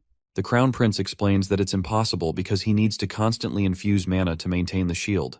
Damien then concludes that the crown prince needs him to break the shield without harming him. Being a smart person, Damien demands a bonus for each strike he lands, while explaining that what the crown prince is asking him to do will mark him as a traitor, and he can't do it without compensation. Raquiel snobbishly asks whether Damien wants payment for hitting him. Damien politely responds that he truly respects the crown prince for all he's doing for everyone, but this is a different matter, and he wants to be paid. Our dude really understands his demand, as he knows that Damien has faced many financial crises that led to his misery, so it's understandable for him to ask for something in return. Raquiel then hugs Damien while happily saying that he's just as he read about him, which makes Damien's expression sour. With that, he opens the shield and tells him that Damien will be granted a day's salary with each strike. Damien expresses his hope that he will get paid on time while striking him with his sword. On the other hand, to witness that scene in front of him, our poor Garden has lost consciousness. After the first strike, Damien tells him that he is going to increase the strength of his attack, as his current power might not be enough to break the shield. Damien stops his strike to see the crown prince, who looks like he's in great pain. Damien reminds him that he hasn't attacked yet, but the shield isn't broken by his strike. Damien asks whether he needs to increase his strength. However, our boy accuses him that he is increasing his bonus amount by striking with a weak strike. It fires up his bodyguard, and this time, he finally breaks the shield. As soon as he sees that, our hero starts dancing like crazy at the prospect of more bonus life. When he turns to enter the palace, he finds the faint form of Garden, and wonders why he is sleeping there. After a while, he is seen making a typical kudzu root tonic soup. in which he has also added fragments of the ice shield. Then he decides to store some in his mana slots. His system informs him that he has gained a new skill called Tonic Concoction. With this skill, not only will the tonic he makes be 10% more effective, but he can also analyze its effectiveness, toxicity, and other side effects. When he places the tonic, his system asks if he wants to utilize his skill to analyze it, which he agrees to do. The system then reads the description, while informing him that the tonic can restore water energy and reduce fever, with other cautionary instructions on its use. He is quite happy to read this, as it means he no longer needs to experiment the medicine on himself. Upon analyzing that it can recover water energy, he is sure it will aid in the recovery of Madame Dinrior. With this determination, he brings the soup to her room. He asks about her well-being from her son, who answers disappointedly that she hasn't recovered a bit. Seeing her energy further depleted, he hopes this soup will work. He coaxed her into taking the tonic, though she complained that it was a bit bitter. He explained that bitterness often comes with effective medicine. He then took care of her for the next 10 days. Everyone was astonished to see him feeding the patient and taking care of her by himself. That earned him much respect from his subordinates. Meanwhile, he fought through his own fatigue, wanting to survive just a little longer to earn that bonus life since he was almost there. With that, his system congratulated him, informing him that he had finally cured his patient's epidemic typhus fever. Thanks to his great effort and the respect he earned from his subordinates, his medical treatment skills leveled up, now increasing his effectiveness by 1.5 times. Along with his patient's recovery, he also gained a life expectancy of 146 days and 8 days of bonus life. Upon realizing that he could earn rewards this way, our boy impishly considers creating a false image of himself, one that would earn him praise and respect from those around him. This, in turn, would bring him even more bonus life. The scene shifts to the carriage moving through the woods, with our hero riding inside. He is thinking about getting professional nurses, as he's managed things so far, but he can't keep going much longer without their help. After a while, Madame Dinrior and her son get down from the carriage. Madame thanks him for the ride, as he has also cured her. She expresses uncertainty about how to repay him. He smiles, while thinking about the bonus life he's gained, and answers politely that seeing her healthy is more than enough reward for him. This statement makes her quite emotional, moved by his kindness. They say their goodbyes and are about to leave. It seems, though, that our guy has another plan, as he stops her son and invites him into the carriage, saying he needs to talk to him. The son of Madame Dinrior is a little uncertain about whether they can talk like this, as he is sitting with his backs to the crown prince, but the prince shakes it off.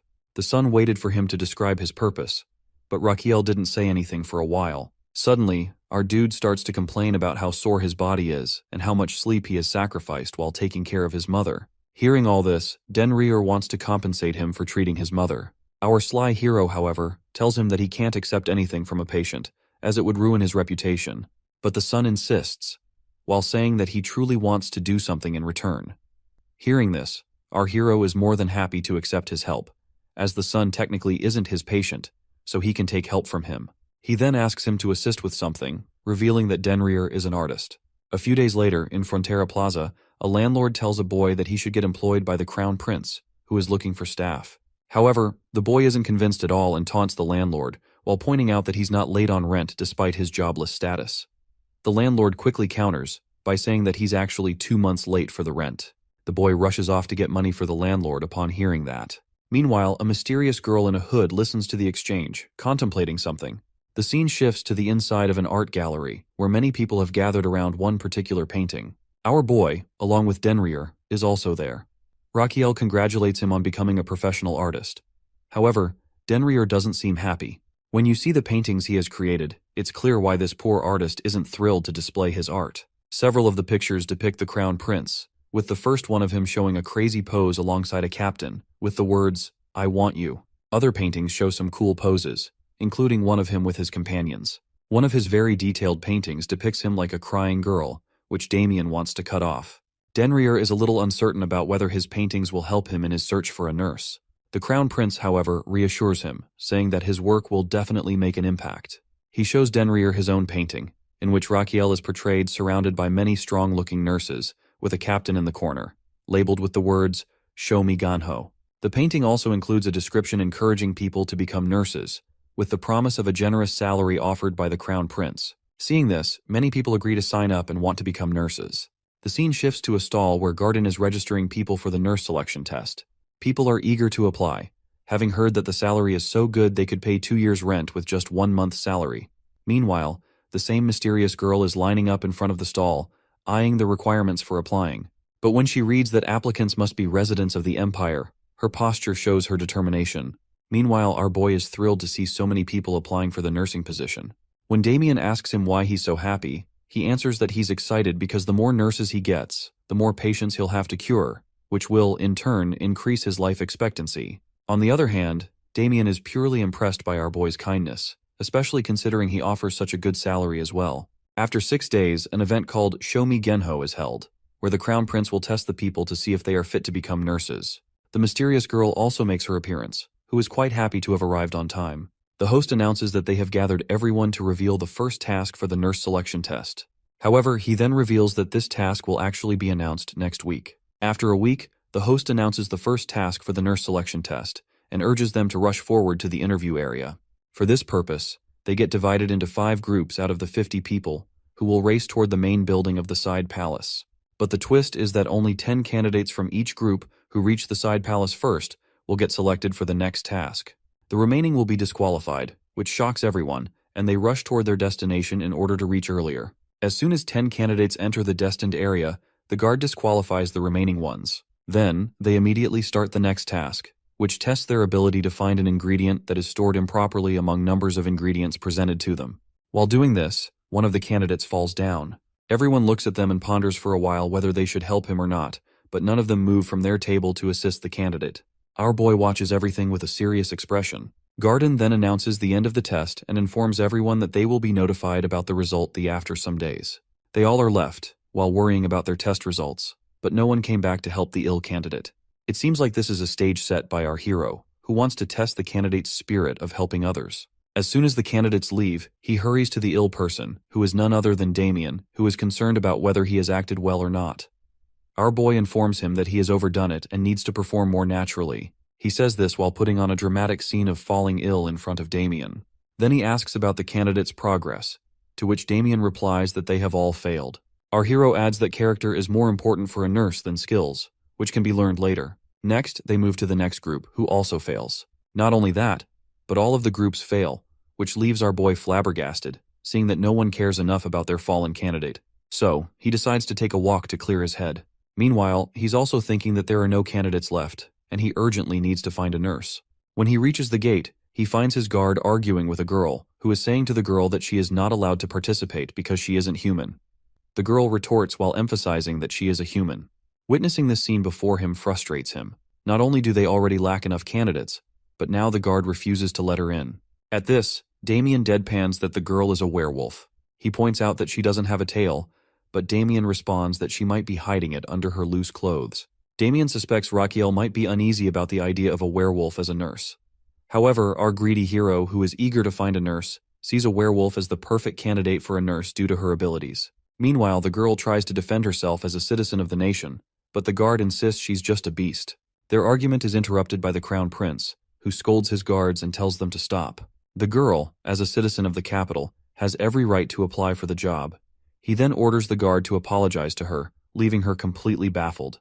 He also apologizes to the girl on behalf of his guard, and she introduces herself as Agnes. He tells her that she will be tested now, which startles her. Noticing her baffled expression, he explains that, as a werewolf, she has great stamina, but he wants to see it with his own eyes. Then he places her in a race competition with his guard. For this purpose, they will race to the fountain and come back, with the winner being the one who returns first. Agnes is fired up to hear this. She turns to the guard, ready to face off. Both Agnes and the guard are prepared to beat each other in the race. Both of them rush towards the destination as Agnes takes the lead. Within a few minutes, she touches the pole of the fountain and rushes back. As she gets past the guard, she analyzes his slow speed and concludes that she will be the winner.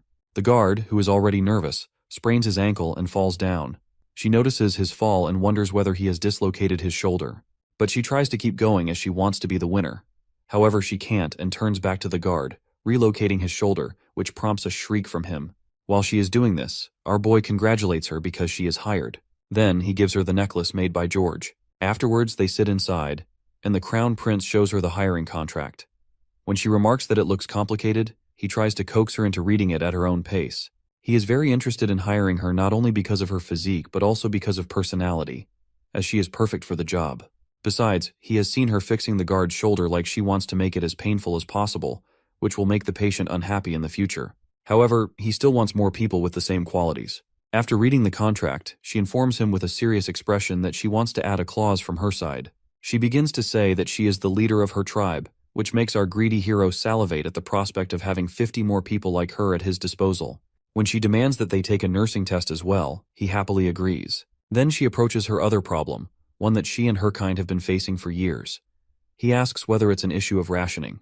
She answers negatively. She explains that they are having trouble because of their tails, which move on their own. Our dude is curious about whether this is a bad thing. She sadly explains that their tails depict their emotions, which can lead people to understand their feelings and use that to manipulate them. He is convinced that this is the reason she is wearing such baggy clothes. He suggests that she tie her tail to her legs.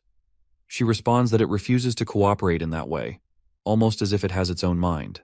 She explains that the tail behaves like an organ that follows its own rules. He then asks whether they can't be cut them off. She answers that it would make walking difficult, and, besides, it would regrow within a month. At first, he tries to let go of the matter, but soon he realizes with dread that she wants him to resolve this issue if he wants to hire her and her tribesmen. After that realization, he feels like pulling his hair out in frustration, as he has no idea how to solve this problem. He offers Agnes to be their society's guardian. When she asks for an explanation, he explains that he can provide them with security by using his position. But she rejects this idea, as it might worsen their condition if something happens to him or if he backs out from his promise. In this way, it's just a temporary solution. He asks if she wants something to solve the basic problem with their tails. She affirms, while asking whether he is going to help them. He answers frankly that he doesn't have much choice, but he doesn't have any idea yet, so he will start searching for one. Upon hearing this, she assumes that he must be an honest person since he doesn't make any false guarantees. Then she tries to excuse herself, but he offers her to stay at his palace. As soon as she leaves, he again yells in frustration, not wanting to lose talent like that of werewolves. Later, he is found in the library, looking exhausted but still hasn't found anything. He's interrupted by a loud yell from Garden, which scares the life out of him. He complains to Garden, who always startles him like this. When asked, Garden tells him not to stress further because he could get sick from it. He retorts that he's getting sick because Garden always startles him, nearly giving him a heart attack. At that, he first refuses our guy's claim, but then changes his tactic, as he is telling him that he'll soon get wrinkles if he keeps frowning. Our boy smiles softly at his doctor's antics because he knows he's doing this to help him feel better. He nonchalantly remarks that if he gets wrinkles, he'll just get Botox treatment. To Garden's confusion, he starts to explain what Botox is, but then stops with the realization that Botox could be his solution. Botulinum toxin is a highly potent poison used to paralyze. To test this, he decides to use a local poison to paralyze the tails of the werewolf, and for this purpose, he's going to use Kuzman poison.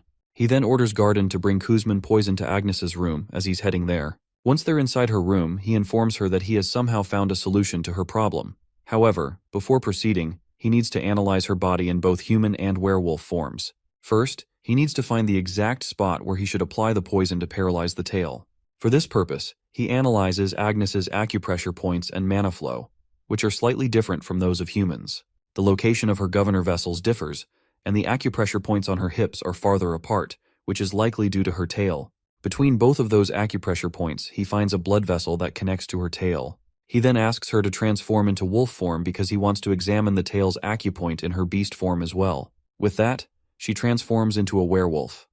After looking at her, he remarks that she's not as big as his dog, Deng Chil, which irritates her. She doesn't respond, and he realizes it's because her mouth structure changes when she transforms, which makes speech impossible.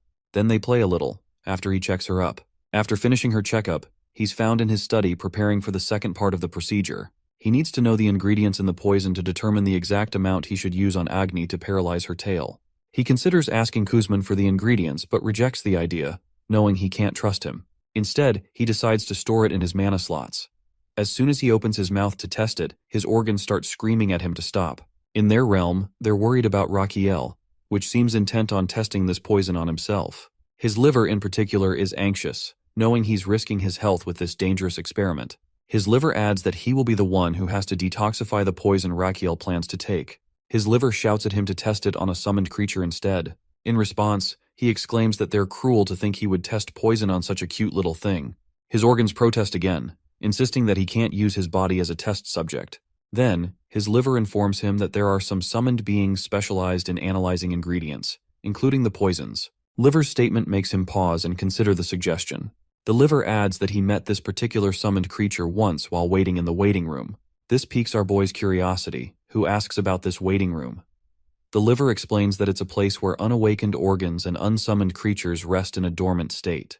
This piques his interest, but both his liver and his system inform him that access to this information is restricted, so he can't explore it further. He then tries to coax the liver into revealing the traits of that summoned creature, as he is hoping to get an advantage when it's time to summon his next creature.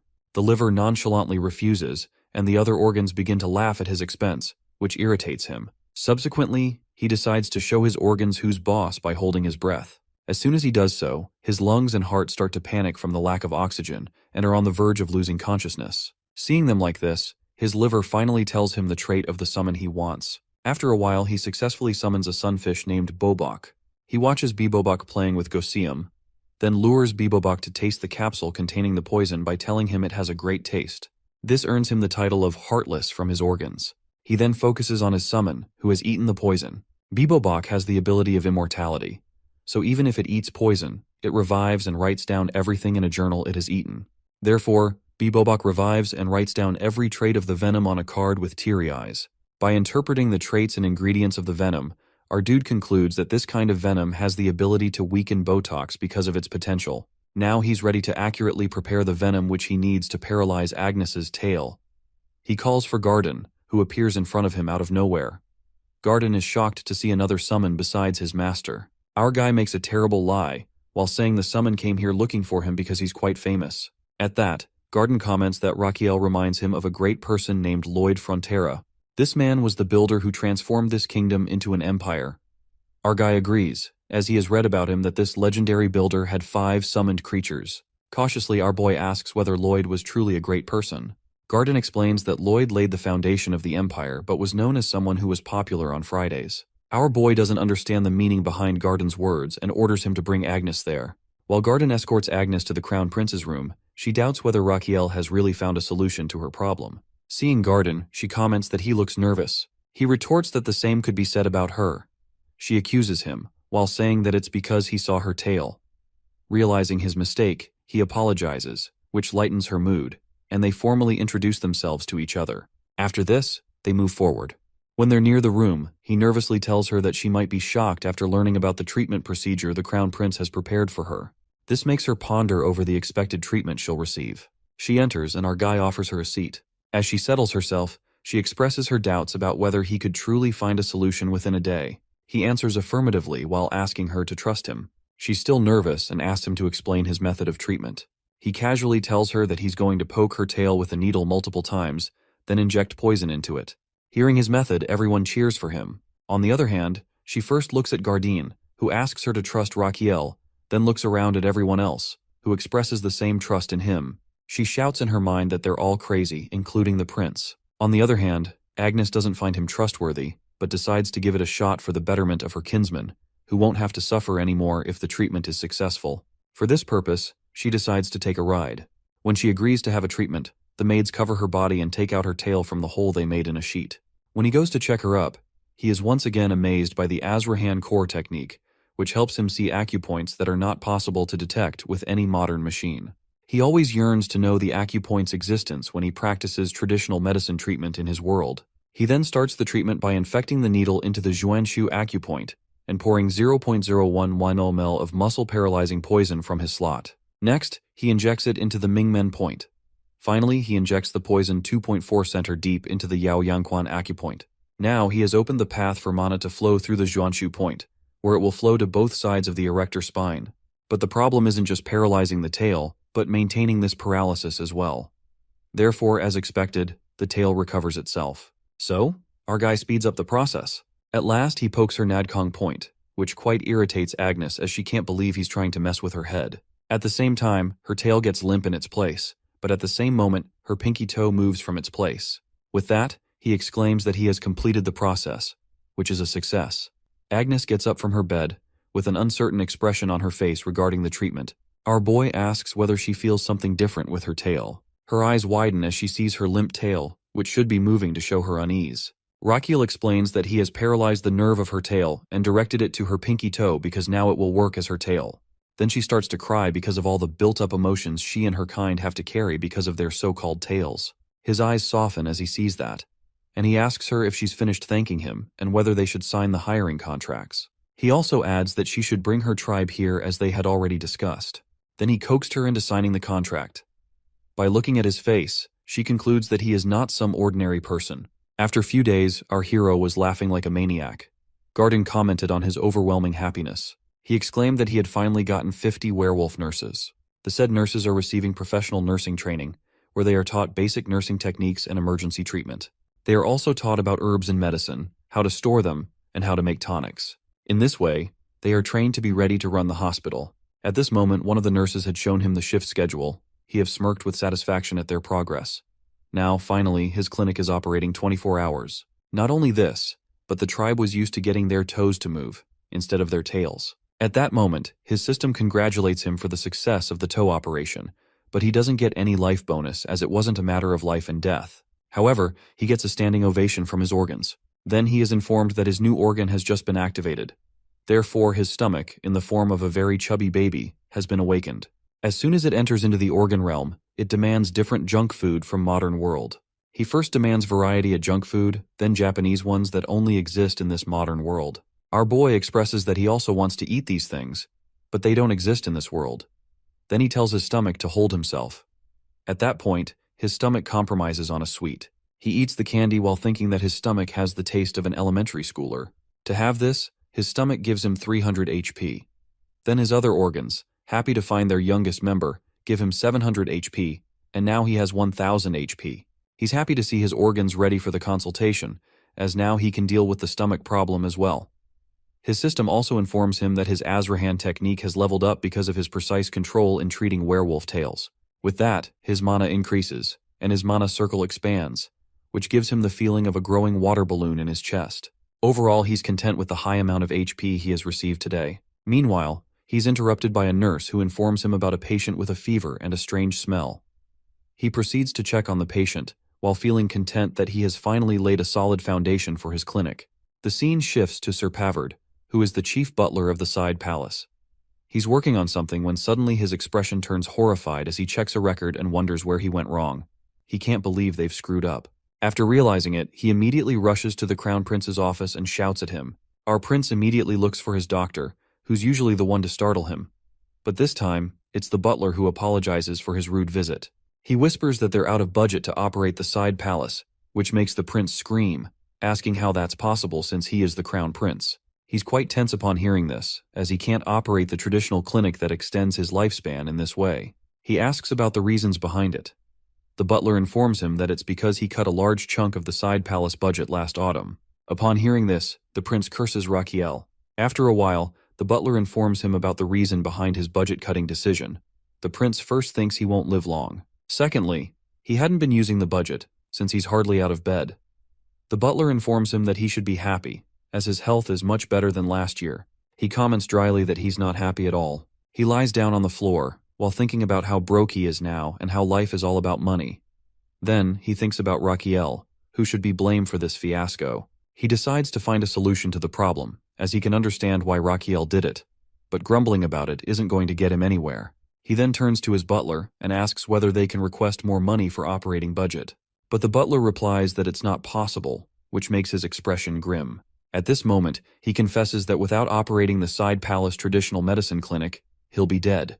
The butler asks how his death is related to the operation of the clinic. Instead of answering, he sighs and asks whether they really can't request more budget. The butler answers that it's against the law, as they can only make a request at the end of the year. However, the only person who's an exception to the law is his father. He enthusiastically decides to ask his father for help. However, he returns empty-handed, as his father isn't interested in helping him. He feels like history is repeating itself when he had to close his clinic because of a lack of money. But this time, he's determined not to be stopped by financial issues. He then asks for the assets of the side palace. The butler asks why he needs them. He exclaims that he's going to sell everything, including paintings, silver, and gold cutlery. The butler is quite sad to see these things, which he's cared for so long about to be sold. He once again asks the crown prince to reconsider his decision. But the ever-cruel prince answers negatively, which prompts a hateful remark from the butler. A few days later, he turns to his trusted men about the issue of a budget. They've sold the luxury items, but it's not a permanent solution to their problem. He adds that they've gained some temporary relief from the funds they got from selling luxury items, but if they don't do anything to extend their funds, they'll eventually be eaten up as well. The butler points out that there's nothing left to sell anymore. He deadpans that they're going to sell medicine from now on, which leaves both of his men speechless. Seeing their expressions, he exclaims that he's going to be a crown prince who sells medicine. Meanwhile, at Frontera Plaza, people are gossiping about the news regarding the side palace. They're all in awe to hear that the crown prince sold all of the luxury items just to keep the medicine clinic running. They're totally impressed by our hero and begin to worship him, as they've never seen anyone in history do such a thing for the sake of treating people.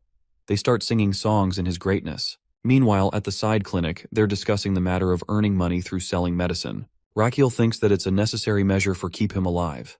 The butler points out that if the budget is the problem, then they should charge a small fee from the patients. But he rejects this thought, as not many people will come for treatment if that's the case. He needs as much life bonus as he can get. He then expresses that he's going to sell very expensive and effective medicine that people might buy just for display purposes. In other words, he's going to launch his own medicine brand. Any rich household will be proud to have his branded medicine. He exclaims at the end that he's going to sell super luxury medicine, which becomes the symbol of a person's luxury and high status in society. Listening to him, both of his subordinates are quite blank. The butler asks whether such medicine even exists at all. He explains that this is a medicine called the Golden Minotaur Calming Pill, made from the gallstone of a minotaur.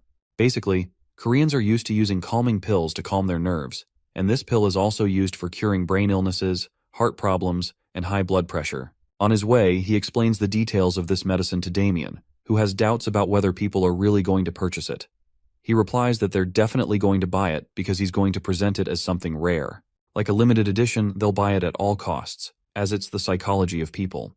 He adds that he's not going to use bull, but the gallstone of the minotaur, which will urge them to buy it. However, his confidence is shattered by Damien's words of disbelief, who doesn't think anyone will buy it. Damien again points out that if this medicine is so effective, why hasn't he heard of it? Raquel answers that it's because it comes from the fallen kingdom called Jasion. Damien dryly remarks that he hasn't heard of this kingdom either. Our prince chimes in that he heard about it in his dream, and all the medicine he's learning is from his dream. While looking at his back, Damien thinks that Garden is a naive person who's going to believe every bit of nonsense their crown prince throws at him. But in his case, he only cares about getting his salary on time. He then runs after him and asks whether he's going to treat people without a license, which makes the prince halt in his steps. Damien stresses that he needs to pass the doctor exam to get the license like Garden did. The prince turns to Damien and nervously chuckles, while admitting that he didn't know about it. Damien replies that they need to solve the funding problem first. For this purpose, they need a gallstone of a minotaur, but the prince interjects that they don't have any at the herbal store. It seems like people there aren't using the bull for making medicine. Damien asks about his solution to this problem. The prince exclaims that he's going to buy a live minotaur for this purpose. So he's going to Cremo to attend the monster auction at the auction house to get this minotaur. Damien can't believe he's planning to go there himself. The prince answers calmly that he has to, because he needs to check the quality of the minotaur as well as its gallstone by himself. Damien thinks, smiling to himself, that this man is crazy. At that moment, Agnes arrives with a carriage and gestures them to get in. Damien asks in disbelief if they're really going to depart now. The prince replies that time is more precious to him than gold. He then urges Damien to get in before Garden comes after them. Once the carriage is on its way, Garden comes running, while yelling them that how he could leave him like this. The prince yells back that he needs him to stay behind to take care of the clinic. While on their way, Damien comments on the comfort of the horse carriage. Our prince arrogantly replies that it's what one would expect from a crown prince's carriage. It's shown that they're actually lying down in coffin-like spaces, and Damien still insists that it feels strange. Their journey carries on for 8 days, and one evening, Agnes gets up from her spot on top of the carriage, her senses heightened. As soon as she smells the sea, she informs the prince that they've reached Cremo Port. Finally, they reach the Cremo Monster Auction House.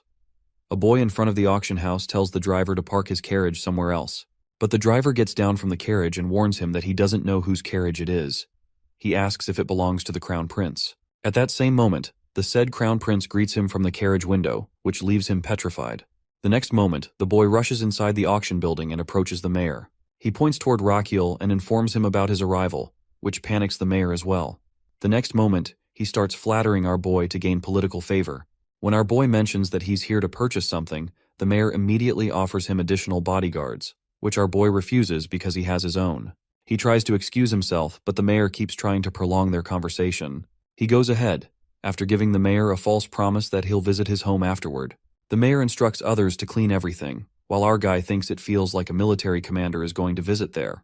During the auction, Raquiel and Damien settle themselves while noticing the quiet atmosphere. Damien explains that it's likely because monsters can wake up if the auction gets too noisy. As people make bids, he waits for the Minotaur to appear. When it seems like the auction might be ending, he wonders if he might not find a Minotaur there after all. At that moment, a carriage rolls in, carrying a caged, hefty Minotaur. Our dude is awestruck by the Minotaur's weight and strength. The host announces that it's the main item of the auction, which is captured by the 7 best hunting teams. On the other hand, our guy's excitement at the prospect of getting his hands on this beast deflates when the host announces the starting bid at 50,000 magan. He asks his aide if he heard correctly, since other monsters sold for 50,000 magan, yet this one starts at 50,000 magan. When Damien asks if he has enough money, he considers that he brought 100,000 magan. But seeing the crowd's eagerness to buy the Minotaur, he doubts he'll be able to win it. Besides, he thinks that it's way too expensive to buy a Minotaur at that price. After a moment's thought, he turns to Damien and whispers his plan in his ear. It's clear that Damien doesn't like the idea and double-checks if he really wants to go through with it. After a confirmation from him, Damien comments that the idea sounds like something a thug would suggest, but he just chuckles, while saying that it doesn't matter if he's compared to a thug as long as it will work. Then Damien leaves, and our guy watches the auction with anticipation as the bidding price climbs. He hopes Damien returns before the price gets too high. After a while, the mayor arrives and greets him, and our prince pretends to be surprised to see him. Seeing the prince's expression, the mayor catches on as he understands that the prince wants everyone's attention right now. Eager to gain the prince's favor, the mayor is more than willing to play along. The mayor then loudly addresses the crown prince, while offering him 100 bodyguards. As soon as he says this, everyone turns to see if it's really the crown prince. Our guy formally accepts the favor, while Damien stands there with a very annoyed expression, watching the drama unfold in front of him. Then, our guy dramatically remembers that he has to participate in the auction and places a bid of 60,000. Our prince's expression loudly declares that he's the crown prince, and no one is going to raise the price against him. Seeing this, the audience realizes that they have to give up on getting the Minotaur. Meanwhile, the host is also quite nervous, seeing that they may have to sell their best item for only 60,000 magan. Then there's a twist as one noble dares to raise the bid to 70,000 magan, which shocks everyone, including our dear crown prince. Someone then notices that this person is none other than Guinness, a favorite of the king of the southern country, Amboise. Meanwhile, Guinness thinks that since he's not even a citizen of this country, the prince can't do much to him. Everyone wants to cheer for him as their savior, while some whisper that they've heard the crown prince is famous for holding grudges for a very long time. On the other side, our guy is fuming with anger, now determined to have a proper clash with this person. Burning with desire to get his hands on the Minotaur, he raises his bid to 71,000. Guinness raises it by another 1,000, bringing the bid up to 80,000. The bidding continues like this. Finally, the host announces that their main item has been sold for 250,000 magan, and the winner is Guinness, who is quite obnoxious about having the upper hand over the crown prince. Meanwhile, our hero looks like someone just drained all color from his face. At this moment, Damien tries to console him, while saying that he's glad Raquiel didn't spend all his money on a single Minotaur. Hearing this, our guy's expression shifts to confidence about his finances, but in reality, Damien is secretly worried about getting his salary on time. He's completely flabbergasted when Damien remarks that he's only sticking around as long as he can count on a stable paycheck. He reminds Damien that he was the one who rescued him from the underground life. Damien replies that he's grateful for that, but having a stable salary is a completely different matter. Our guy then looks at his bodyguard thoughtfully, recalling the last chapter he read in Demon Sword. After reading it, he concluded that Damien is the strongest person in this world, and it's reassuring to have him by his side. But there seems to be another reason related to victory in the final battle, which somehow connects to Damien, because our boy believes that giving him a stable life leads to the stability and safety of the world. He then tells his bodyguard earnestly that he'll make sure Damien gets his salary on time. Next, he turns to the mayor as they head to his home, but the mayor protests while asking his reason to be in such a rush. He replies that it's out of embarrassment for losing even after using cheap tricks. The scene shifts to a grand house, where in one room, the Minotaur is bound after being sold today. Guinness steps forward to check its condition, bragging about his victory over the crown prince. Then, someone else enters the picture, the most expert taxidermist in Cremo, who is brought in for this job. The taxidermist asks Guinness about his preferred taxidermy style. Guinness replies that he wants it presented as grand as possible because he's planning to gift it to the king for his birthday. He then requests a mage to assist with the taxidermy, and at that moment, the mage enters, while stating that they should begin immediately without wasting time. The mage starts his vacuum magic to kill the Minotaur in a clean manner. As he's being killed, the Minotaur thinks of his family and laments how cruel humans are for mistreating him this way, while thinking he's broken their magic, and then it snaps the chain he was bound to. Meanwhile, in the mayor's house, our guy crashes onto his bed, looking exhausted. His whole body protests from the grueling schedule. Determined to buy the Minotaur tomorrow, he insists he'll manage with 1 lakh magan, though his bodyguard doesn't seem convinced. Their conversation is interrupted by one of his men, who warns him of upcoming trouble for which they need to evacuate immediately. Rakiel demands an explanation. At that same moment, the wall is smashed open. Damien is in front of him instantly, ready to protect the prince, but the monster throws him aside.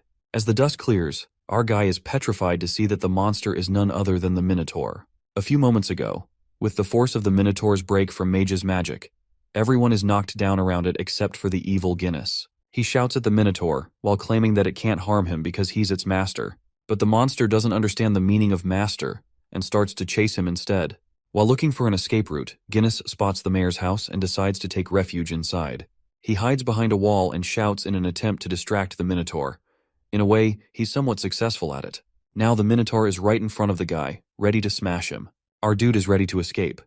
But suddenly he notices its eyes and stops for a moment.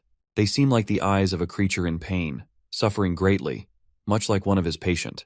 The Minotaur then remembers that our boy is the same guy who bit on it, and in a fit of rage, it attacks him. However, its strike is intercepted by Damien's sword, who urges the prince to escape. Our boy exclaims that he's not going to die after having it so difficult to survive this long. Damien tries to deal with the Minotaur, but he's not successful in stopping or defeating it. During the battle, he pushes Rakiel back, who slams into a wall. At the same time, Damien meets up with him, and he states that they're trapped here, prompting a sarcastic remark from our boy, who dryly comments that he can see that as well. Next moment, Damien stands with a serious expression and asks for an extra bonus if they manage to get out of there alive. Our boy shouts at him, asking why he's asking for this now, and what if he doesn't provide it. Damien responds that he'll escape alone if necessary. He then tells the prince that he's going to fight the Minotaur, which will give him an opening to escape. Rakiel hesitates, as the path to escape is blocked. Damien nonchalantly suggests that he should just jump from there, but that's not an option for our boy. Damien adds that it's better to jump from there than to be crushed alive. He then explains that if he's injured, the guards will rescue him and take him to safety. With that, Damien attacks the Minotaur, and they engage in battle. The prince tries to escape through the opening Damien created, his face twisted with anxiety. But in his misery, he doesn't notice that, instead of climbing a wall, he's scaling the Minotaur itself. He stops when he receives a warning from his system. His system gives him a full scan of the monster. His system and heart both inform him that the results show the monster's heart is in very bad condition. It has stable angina pectoris, which means the monster is suffering from chest pain and its heart is about to clog up. Clinging to the monster, he realizes he's not in good condition to treat it, and he's in danger himself. He can't jump, or his body will be crushed in the process. Meanwhile, the Minotaur has a plan to crush the prince with its other hand, like squashing a mosquito, but it's distracted by Damien's attack, which misses its eye. Damien tells the prince to hang on, while promising that he'll rescue him in a moment. Our crying boy pleads for him to do it quickly. Damien rushes toward the monster, looking for an opening to attack its shoulder or sides. He strikes the monster and tries to rescue the prince, but the prince is thrown from the balcony, which makes him believe he's about to die. However, our crown guy is rescued by Agnes, who catches him in midair. As soon as she lands on the ground, other guards come to escort him to a safe place. Meanwhile, Damien and the Minotaur are locked in combat. The monster focuses all its attention on Damien, who is determined to defeat it in order to claim a high reward. Damien plans to stab the Minotaur on its fist and then its arms as soon as it's about to punch him. He tries to cut into its fist and attack it as much as he can, but the Minotaur proves tougher than that. During their clash of sword and fist, something distracts Damien, and in the next moment, he's attacked by the Minotaur and thrown aside. He is pushed into the wall, and the Minotaur steps toward him. Damien tries to get up, but his leg is pinned under the rubble. At the same time, he's saved by Goswim's powerful body slam. He doesn't fully understand what's happening until he sees Goswim fighting the monster. Meanwhile, our guy thinks that he's not going to lose Damien, especially after all the trouble he went through to get him. That's why he fed Goswim red sunflower seeds to make him bigger, so he could fight the Minotaur. He shouts at his bodyguard to get up, as they're about to be surrounded, prompting a remark from him that he's going to get a lot of money. But unfortunately, Damien can't move his leg. On the other side, the Minotaur throws Ghostwim into the air toward Damien. Seeing this, Rakiel shouts for Damien to hold on to Ghostwim in order to escape. Damien does so, and Ghostwim jumps from the second floor. Now, they're in front of the Crown Prince. But not just his friend but his enemy. The Minotaur also leaps from the second floor and howls at them, with everyone else following close behind. Rakiel asks about the well-being of Damien and Ghostwim. Damien answers that he's all right. He thinks about the Minotaur and wants the medicine from it. But he rejects the thought, as it could cost him his life. He then suggests to his companions that they head to a safer place. At this moment, the mayor interjects, stating that he's going to bring him and his companions to the safest place in the city. After a while, they arrive at the port. The mayor informs him that if they ride the ship, the Minotaur won't be able to chase them on the sea, and they can easily escape this way. Rakiel likes the idea and decides to escape this way. When they board the ship and offer the mayor to join them, our dude is shocked to hear that the mayor refuses to escape. With a serious expression, the mayor states that he won't run away because this city and the safety of its people are his responsibility. So, he will stay and guide the guards to counter their current problem. Hearing his words, Rakiel changes his opinion about the mayor, as he is no longer seeing him as a shallow man who just wanted to go on with his life. He now seems serious, and this makes Rakiel contemplate whether it's right for him to run away as well. Seeing his expression, Damien understands his inner turmoil and stresses that they need to depart. He reminds Rakiel that everyone has their own role to play, so he doesn't need to feel guilty. At that moment, Rakiel realizes that his bodyguard is right. The mayor's role is to protect the city, while his own role is to protect the imperial family. For this purpose, he has to survive. So, he orders the anchor to be raised. However, just as their luck runs out, the Minotaur arrives, chasing after them. It leaps onto the ship, while howling with anger. It tears apart the ship and swings the wood over their heads. Rakiel orders everyone to get down to avoid being hit by it. Meanwhile, Rakiel is also thinking about his next course of action, as they have no way out of this situation now. On the other hand, his organs are shivering as they sense the danger around them. He tries to think of a plan to escape, but is on the verge of tears when he realizes he hasn't awakened his brain. Damien jumps beside him and tells him to get to the deck and stay hidden there. Rakiel asks what Damien will do in the meantime. While unsheathing his sword and turning toward the Minotaur, Damien claims he's about to make a lot of money from this fight, so the Minotaur better get to work to earn it. Damien rushes toward the monster and calls for Agnes's help. But their combined efforts, along with some guards, go in vain as they are all thrown aside by the Minotaur, which remains standing tall. Seeing everything unfold, Rakiel panics for a moment. But then he pulls himself together and looks closely at the Minotaur, while analyzing its health condition to figure out how to defeat it. At this moment, his system informs him that he has strengthened his Azrahan core to its limit due to being in an unprecedented and extremely dangerous situation. As a result, he has acquired a skill called Acupoint Scan, where his Azrahan core technique is combined with his pulse reading skill.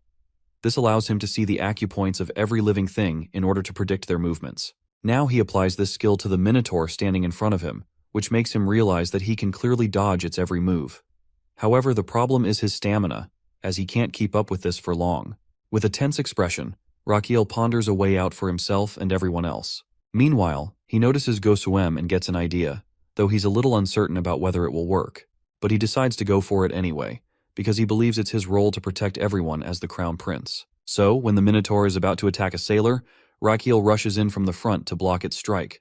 His system warns him that he has eaten the red sunflower seeds meant for his summoning.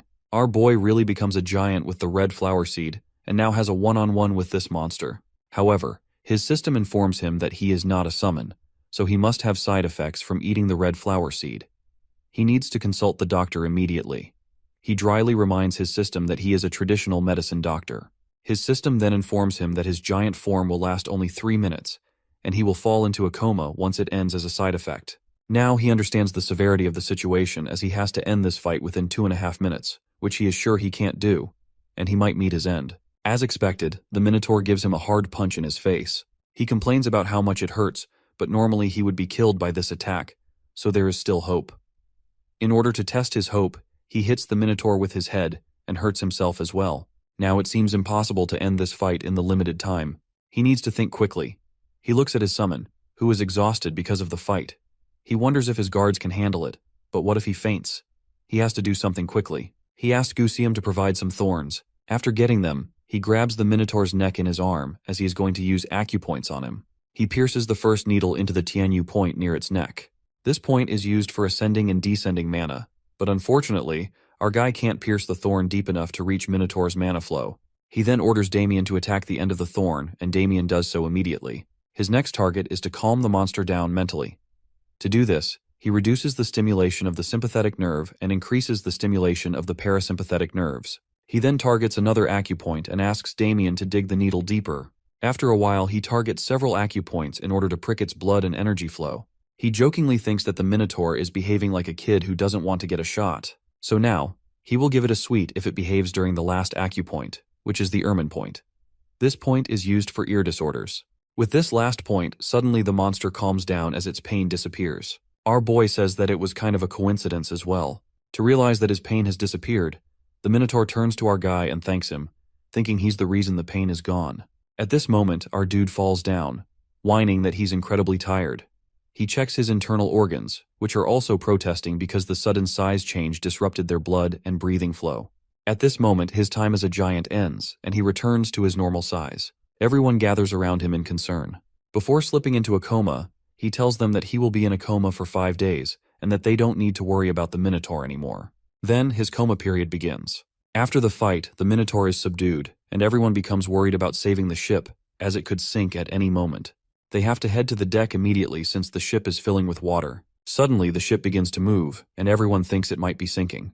Meanwhile, the Minotaur, who wants to repay the kindness the Crown Prince showed him, picks him up and places him on his head in order to save him.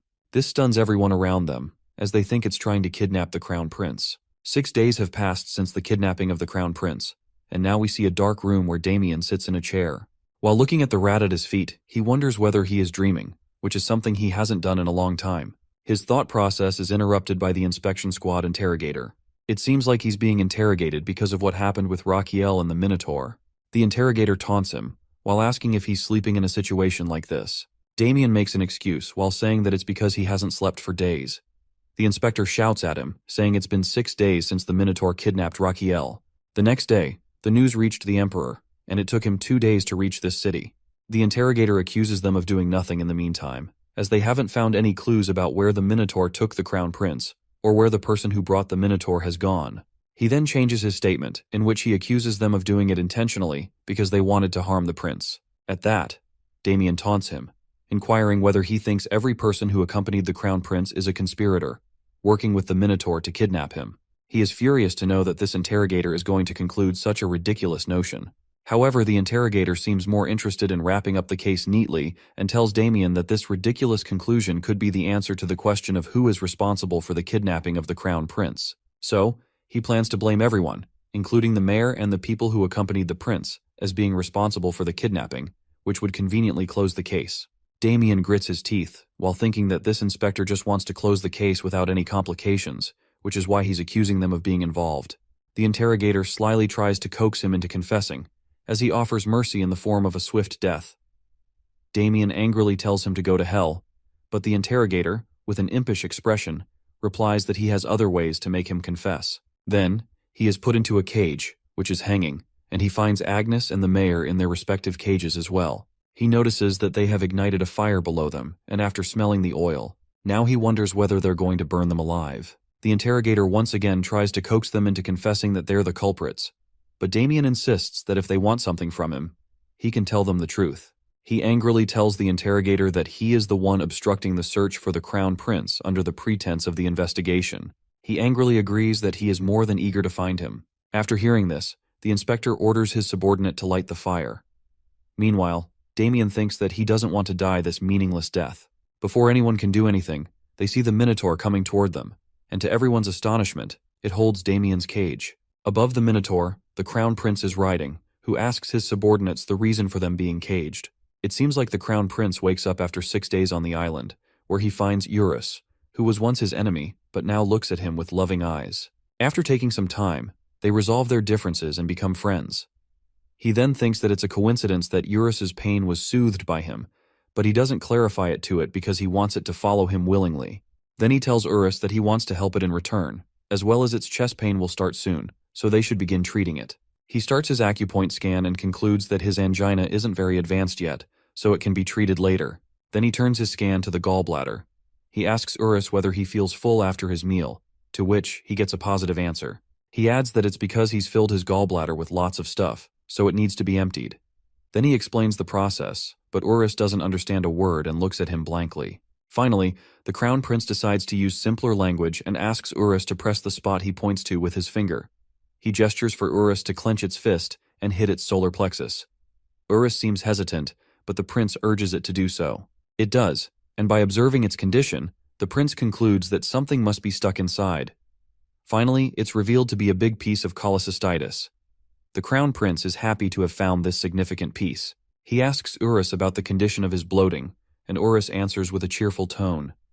The prince happily responds, as he is glad that it's nothing serious, and that now he has owned the Minotaur as well. He then asks Urus to go back with him, as they need to save his comrades, but Urus is hesitant to return because he fears they might fight again.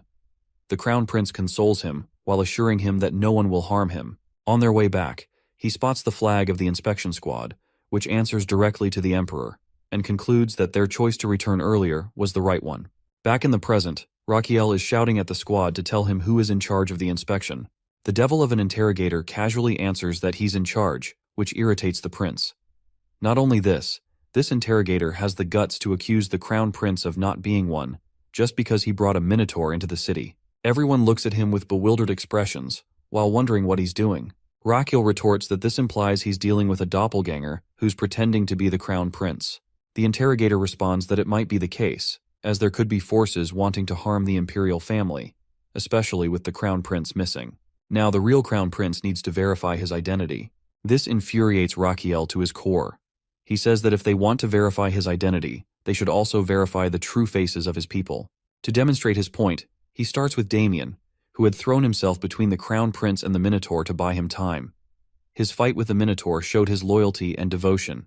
Meanwhile, Urus had broken his cage, allowing Damien to emerge from it. Then he turns to Agnes, who quickly catches him before he falls from the second floor. If she hadn't been there, he might be a dead person. Next moment, she is freed from the cage as well. As she steps in front of him, he says that she shows great courage and sacrifice. Then he turns to Sergio, who is his knight captain, and the first one rushing to get him to safety. He then looks at the other guards and describes their sacrifices and the effort they showed during the fight. Listening to this, the royal guards discuss that he might be the real Crown Prince, but are confused about how he managed to survive. On the other hand, dread is clearly visible on the face of the interrogator because he was sure the Crown Prince isn't coming. That's why he blames everyone in his party in order to close the case. This is how he's always done things. Because when an important person dies, someone must be blamed for it. At this, he bows before the prince and starts begging for forgiveness, while realizing that he's dared to question his identity verification. However, the Crown Prince remains unfazed by his drama and turns to the mayor, who chose to stay with his city to protect them rather than run away. He then approaches the cage and states that the mayor is the best example of how nobility should fulfill their duties. He then turns to the interrogator again and angrily exclaims that meanwhile, the head of the investigation squad is questioning his identity. He warns him dangerously that it is his people, who have stayed by his side regardless of the circumstances, who have made him the Crown Prince. He stops him from making any excuses, already knowing what they will be. He reflects on the situation in Korea, where a similar incident had occurred. In the end, he concludes that the interrogator will be held responsible for the farce of the investigation he conducted. The next day, everyone gathers on the shore, gossiping about the latest news. Their hot topics include the investigator who's been accused of hindering the search for the Crown Prince. He is likely going to be either hanged or sentenced to life in prison. They also discuss the Crown Prince's skill to tame the fierce Minotaur, who has become obedient to him. A young boy claims that he saw the Crown Prince grow as big as the Minotaur and fight with it. Not only that, he also adds that the prince poked thorns into the Minotaur's body. This story, however, isn't believed by anyone. Then the discussion shifts to another rumor about the Crown Prince as people in the capital are gossiping about him becoming the next ruler. Meanwhile, Damien is watching all of this from his window. He turns to his master and asks how he could possibly tame a Minotaur. Rachiel explains that he never actually tamed it, while explaining that it was all a misunderstanding on the Minotaur's part. Seeing Damien's confusion, Rachiel further clarifies that when he grew and poked the Minotaur with the thorns, its pain lessened, leading it to believe that Rachiel must be its savior. For a while, they discuss how this misunderstanding works in Damien's favor, as he can now earn some handsome rewards which a prospect he's not ashamed to entertain. Yet, Damien feels a little embarrassed about not truly defeating the Minotaur, so he resolves to train harder. Damien then informs him that he wants more money because he has also completed the task he was given by the Crown Prince. He supplies that he's quite glad to hear that he's collected all kinds of medicinal ingredients. Damien explains that it's because Cremo is a larger port and a commercial city. Then he drops a bomb on our prince, revealing that his father returned to the capital as soon as he heard that his son was safely back. The prince doesn't like his father's heartlessness over this, but he remembers his father's words and concludes that he can't do much about it. So he ignores this thought as he focuses on his task at hand and asks Damien to bring all of that medicine here as he is about to start. Upon receiving the supplies, he exclaims that he's going to prepare the golden minotaur pills in the mayor's kitchen. After a while, he's in the kitchen humming and cutting ingredients to prepare the medicine, which annoys Damien. Finally, he has made the golden minotaur pills and decides to experiment it on himself. As soon as he eats one, his system informs him about the pill's effects, while revealing that his internal organs have become more energized. However, his stomach doesn't appreciate the taste. In return, though, he gains 500 more HP from his organs. Not only that, his tonic concoction analysis skill activates because he made the pill himself. After reviewing the long list of benefits from the pill, he feels quite happy to see that it not only treats cardiac disease, but also provides natural sleep without any side effects. Reading this, he feels ecstatic about the results. The next day he goes to Eurus and asks how it's feeling. Then, he gives it the pills to help soothe its chest pain. Without hesitation, Eurus eats them all. It feels extremely energized from the pills, and their effectiveness increases by 10% after he uses them to heal the Minotaur, who is his patient now. Not only that, he gains a life bonus of 7 days and an additional 600 HP from his organs. Later, he is lying on the Minotaur leisurely, planning to counting on his Minotaur from now on. The next day, a large crowd gathers in Cremo City Plaza for the award distribution ceremony honoring those who helped him that night. That morning, Rakiel makes a grand entrance, riding in on Urus. Seeing him, the crowd confirms that he's likely to become their next king. Unbeknownst to their discussion, Rakiel begins the ceremony, while recalling that the last time he received this much attention was during his fight with his brother, so he doesn't want him to feel afraid. He starts the ceremony by addressing his bodyguards and complimenting the bravery they displayed that night when they fought against a Minotaur. To acknowledge their efforts, he's going to give them his golden medicine. With a smirk, he praises the mayor in his mind, who solved his problem. The scene flashes back to 2 days ago when he's resting with Eurus and the mayor approaches him. Rakiel explains to him that he's going to hold an award ceremony to honor those who worked hard that night, not only to acknowledge their efforts, but also as a way to advertise his medicine. He then shows him the medicine he plans to give to his subordinates. The mayor immediately understands that Rakiel has ulterior motives and realizes what he wants to do. He suggests that if Rakiel gives the medicine as a reward, it will definitely make the nobles curious about it. He even planned to create a special premium edition in Crown Prince's name. He also understands that he needs to make this ceremony as grand as possible to attract future customers and increase the value of the medicine. With that, the mayor rushes off, while asking for 2 days to organize the ceremony to his liking. Now at the ceremony, Rakiel is pleased to see the results of the mayor's efforts. First, he acknowledges the bravery and efforts of his subordinates who fought that night, then subtly shifts the topic to describe the benefits of his medicine, which is made from the Minotaur's gallstone. He explains that it grants stamina as great as the Minotaur's while curing numerous other diseases. He even flashes his pet to prove his point. He adds that people who can't sleep will also find rest with this medicine, while slipping in more praise for his subordinates. Then, he shamelessly turns back to advertising the medicine, even announcing a limited offer which they can get it at an affordable price of only $9.99 Megan for 1 month. Seeing this, Agnes and Damien realize that he's acting like a con artist to lure in future customers. They glance at Sergio, who's also there to happily promote the Crown Prince. In the end, Rakiel shows the crowd several pamphlets to further advertise his medicine. Even after witnessing the shameless promotion of his medicine, many people still want to buy it. Some even consider borrowing money to purchase it, as it's quite expensive. Seeing the positive response from the crowd, he slyly decides to promote his tradition medicine clinic too. He fake coughs and addresses everyone, while immediately informing them about the existence of the Side Palace Traditional Medicine Clinic, which he runs. Many of his subordinates raise cards and pamphlets to advertise the clinic, and even Minotaur helps with the promotion. He adds that he has introduced new kinds of medicinal treatments at his clinic. He asks the audience if anyone has heard of it, and 2 people raise their hands. Seeing them, the prince conveys his relief that someone has heard of it, as he doesn't want to promote it by his words alone. Then, he decides to add a little flair to his advertising and starts talking about how beautiful and important the city of Cremo is, given its standing as the northern port and commercial hub. He emphasizes that it's essential for the city's people to be healthy to help the city prosper. His speech stirs everyone, making them emotional with his display of concern. He then dramatically offers them to visit his clinic, even for minor health issues, and promises to personally examine them.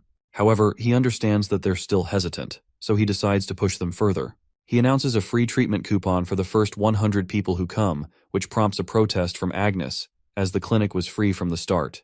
Seeing people racing toward him, he feels giddy at the sight of his bonus life in the form of potential patients. Soon, he's busy consulting on the health conditions of the people, while handing out coupons and offering advice. Not only that, he even covers their travel expenses and accommodation. After distributing all 100 coupons, his face brightens with pride at the success of his advertising. Seeing his happy expression, Agnes is on the verge of tears, noticing that he's even covering travel expenses for his patients. This means they'll need to sell everything to cover the cost. He doesn't realize it's been 9 hours, though his organs are begging him to let them rest now. Everything around him starts to blur, but he worries that he can't afford to lose his cool in front of everyone by fainting here. Instead of fainting, he falls down and begins to chuckle nervously as everyone rushes to him, while cursing his body's low stamina. His system informs him of what he's done, witnessed by the people of Cremo, along with his exhaustion. Seeing him like this, the people of Cremo feel touched by his dedication, and he's granted a new title. A new power is added to his traditional medicine skill called Great Doctor Point. This is a kind of reputation value in which, whenever he makes an impact on society through his medical practice, or people are touched by his effort and skill, he will earn 101 GDP. He understands this new point system but doesn't know where to use them. Upon hearing this, his system informs him that he can use these points to buy a lie voucher. With the help of the voucher, he can tell a lie to anyone, and they will believe him. Damien rushes to him and helps him stand. Meanwhile, he receives more information about the lie voucher.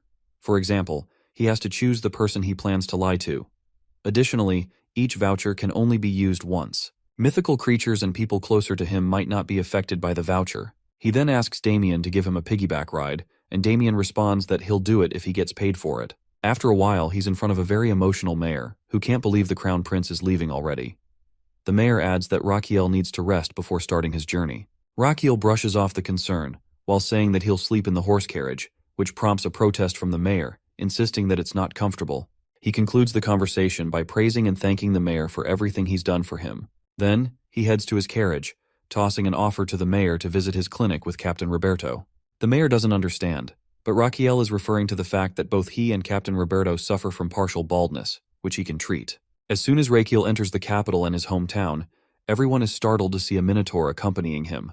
A knight rushes toward his carriage, and as soon as he spots the minotaur beside the prince, he's a little startled at first, but he quickly shakes his head and moves forward. He wakes the crown prince and hands him an envelope sent by the emperor, after greeting him in a very formal manner.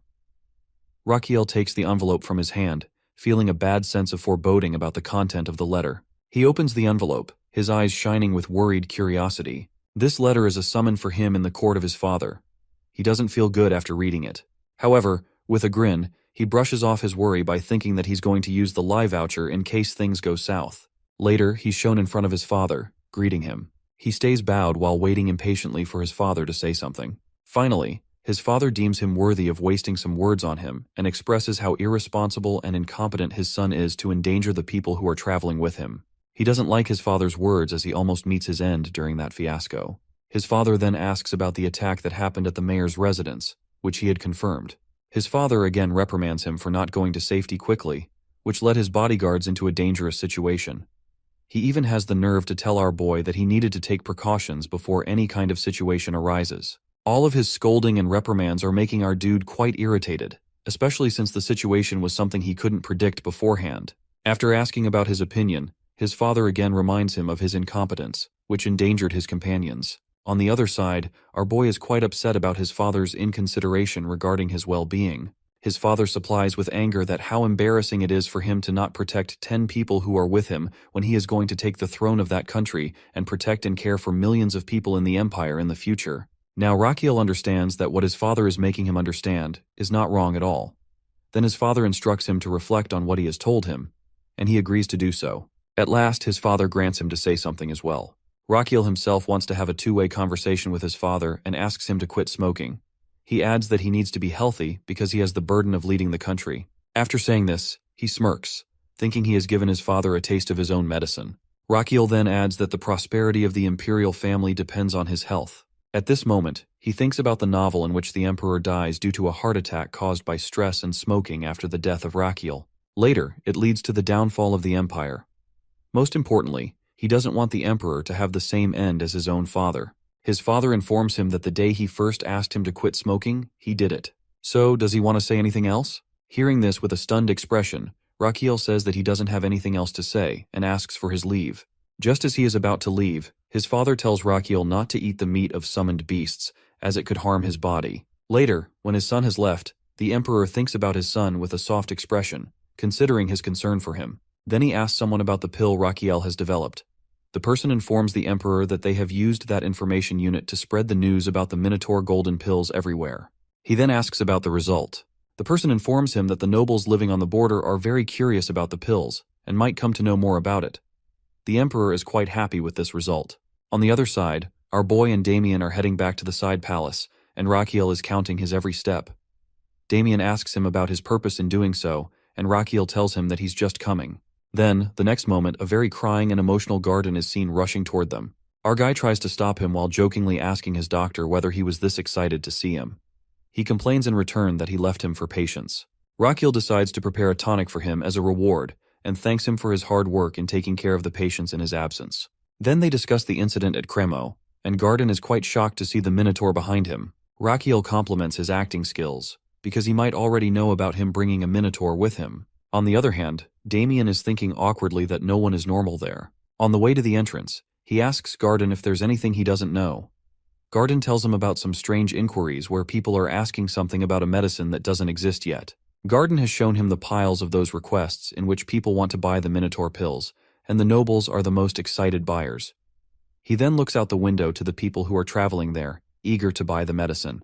His eyes shine to see them, and he asks Garden to make them line up according to their list. He is selling his special edition medicine. After 10 days, they have sold out all of the pills. When he's happy about it, Garden ruins his happiness by telling him that he's been summoned by the emperor. He anxiously thinks about what his father wants from him now. When the guards let him into another room of main palace, he is shocked to see that it's not an audience chamber, but might be the emperor's room. When he enters the room and sees the emperor, something falls in the pit of his stomach as he realizes that the emperor is in the same condition his father was. Rachiel's past self is seen in the internet cafe, where he is found playing a game which he is losing constantly. This is making him quite irritated. His friend tells him that his phone is ringing constantly, but he says that he doesn't care about it. When the game is over, he finally decides to pick up the call. As soon as he does so, his expression changes to dread. He rushes, his tone frantic, and can't hold himself together when he sees his father on his deathbed. In the present time, he tries to move past his trauma and see his father in this state. But there's no time to indulge in such things as he needs to treat the emperor. He diagnoses that the emperor might have had a stroke because his muscles and nerve signals, which control the muscles of the body, are all over the place. Then he turns to the emperor's doctor about his father's health condition. To his shock, the doctor informs him that the emperor has been fainting since the previous night. He asks about the cause of the problem. The doctor informs him that it was because the emperor was drunk the previous night after having dinner, so he suggested he take a rest. When he checked on him the next morning, the emperor was already in this state. This information makes Rachiel angry because the doctor lost the golden hour for treatment, during which he could have controlled the emperor's condition, which seems like the symptoms of a stroke. One thing he doesn't understand is why it happened in the first place, because the emperor claimed to him that he had quit smoking and was taking care of his health. He then thinks about the story development after the emperor's death, in which the second prince becomes the king. But now, it will be him who will become the emperor, who only has 200 days left to live. However, as emperor, he would have plenty of work to do, which doesn't allow him to treat patients, leading to his early death. He immediately tries to search for the cause of the stroke while hoping that it won't be because of cerebral hemorrhage. Basically, there are two types of strokes. One is caused by cerebral hemorrhage, which happens when a vein in the brain bursts. The other cause can be thrombosis and atherosclerosis, in which the aforementioned vein is blocked, which stops the oxygen from going to the brain. Cerebral hemorrhage has a higher chance of death. While diagnosing, he tensely hopes that it will not be a hemorrhage. Finally, a while ago, he confirms that it is ischemic, which is the lesser evil of the two. This condition paralyzes his father or makes him immobile, so now he needs to check which vein has been blocked. While checking his veins, he is petrified to see that one of the blood clots doesn't seem natural because he can't see the lines of Zahn. It increases his tension, as it's not natural to find such a clot there. He looks at his doctor suspiciously and decides to investigate this matter later, as he needs to further treat his father. For this purpose, he needs to move him to his clinic. At this moment, his thoughts are interrupted by the Archbishop. Rakiel introduces himself and asks whether his purpose is to be here to heal the Emperor. The Archbishop confirms it by adding that he is here to pray for him, but the Emperor's condition is quite critical for him to pray much needed. He then starts his divine power as the prince had allowed him. To see the effectivity of the divine power, he uses the acupoint scan skill and is shocked to see that the Emperor's cells are regenerating during this divine healing. He is glad to see that the cells are regenerating, as it is generally impossible to do so due to the damage of the brain cells. After finding the hope that he might save him, he starts to pray alongside the Archbishop. A while later, the Archbishop claims that he is done. He then checks his condition and states that even though the blood cells have regenerated, they will die down eventually because the blood clot has not been removed. Now his top priority is to remove that clot. He contemplates which treatment he should adopt to do so. The most dangerous would be reperfusion injury, which is a condition in which blood flow is resumed in a part of the body that previously had ischemia. In this condition, the part that has ischemia takes the most damage because it worsens cell recovery. After concluding something, he orders Roberto to bring the palace mage. He then asks whether the prince has lightning magic in his mind, which he declines. Before the captain even takes a sigh of relief, the prince exclaims that he is going to freeze the emperor. After a while, the palace mage stands in front of the tense prince and emperor's doctor. Upon knowing what their crazy prince wants him to do, he is quite shocked. The mage is hesitant and tense, knowing this could endanger him. But Rakiel seriously tells him that it's the same as what happened with George, so he needs to do it in order to save the emperor. Otherwise, his condition will worsen. To listen to him, he considers doing this but starts to suspect Rakiel, thinking he might be doing this in order to become emperor. But he brushes off this negative thought, as Rakiel doesn't seem like someone who would be after power. All he has been doing all this time is treating patients instead of indulging himself in politics. Upon contemplating the matter, he decides to trust him and follow his instructions. When he supplies this to Rakiel, he thanks him while summoning goosebumps. After getting some thorns from him and a minotaur golden pill in his other hand, all he needs is sacred blessings magic. For this purpose, he turns to the Archbishop and asks him to use sacred blessings magic again for the next 4 hours. But the Archbishop apologizes, while saying he can't do it because this kind of magic is only used once a month. Our boy regrets now, as he could have stopped the Archbishop from using it if he had known beforehand. So he asks him to teach him this magic. He is excited at the prospect of having this magic alongside his traditional medicine skills at his disposal, which will consequently help him gain more life bonus. On the other side, the Archbishop is quite excited to know that Rakiel wants to be a believer. He further explains that Rakiel needs to have faith and a sincere heart in order to acquire sacred blessings magic. After babbling about what Rakiel has to do, the Archbishop concludes that he needs to have faith for 30 years in order to learn the sacred blessings magic. Upon hearing this, Rakiel gives up the idea of learning this magic. Then he turns to his father in order to start the treatment. He makes his father sit down and starts his treatment because he needs to prevent the damage from reperfusion injury. So, he will start to decrease his metabolic rate as much as he can. That will help reduce the amount of sudden changes in the cells and minimize the structural cell damage caused by the injury. Therefore, they need to lower the emperor's body temperature for this purpose. This is called hypothermia therapy, in which he will freeze his father's body in a way that will drop his body temperature, resulting in a decrease in the metabolic rate in his body. After checking that his heart rate and breathing have slowed down as well, he orders the mage to maintain the current temperature. He then turns to the medicine, which is a liquid form of golden minotaur pills and the thorns left by Goseum. Now he will start removing the blood clot, but there is no room for making mistakes. He starts the treatment and checks that the clot is dissolving, but he needs to move to the next acupoint as soon as possible before the other side takes damage. Then he aims for the Chengoi point, which is an acupoint at the start of the pulse. It changes the energy and blood flow from the Chengoi point and spreads throughout the stomach meridian. Everyone is stupefied to see how he is treating his dad. Unfazed by everyone's tension, he concentrates on the treatment. Now, he checks patiently with his acupoint scan until his father's pulse is ready. He can see mana spreading throughout his father's body, but he needs the blood flow directed toward the anterior inferior cerebellar artery. If too much blood flows at once on top of the reperfusion injury, the damaged walls of the brain cells will definitely burst. To avoid such damage, he needs to proceed with extra caution. He does it one more time and detects small ripples of mana reaction. With that, he senses the blood flow slowing down to only 20%, which arouses hope in him. He has done his best, but now everything depends on the life force and fate of the Emperor. He just hopes it won't end like it did in his past life, when he lost his father. He yearns to hold his father's warm hand one last time after his death. He doesn't want such regret once again. His thoughts are interrupted by the feeble voice of his father, thanking him for his effort.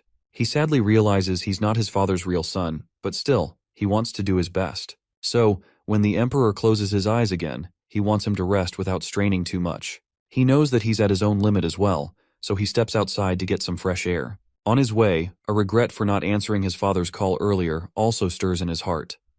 With a heavy heart, he feels content that, at least this time, he didn't repeat his past mistake. As it rains outside, he is crying for his father. After a good cry, he pulls himself together, knowing he's only passed one hurdle and needs to be prepared if there's another relapse.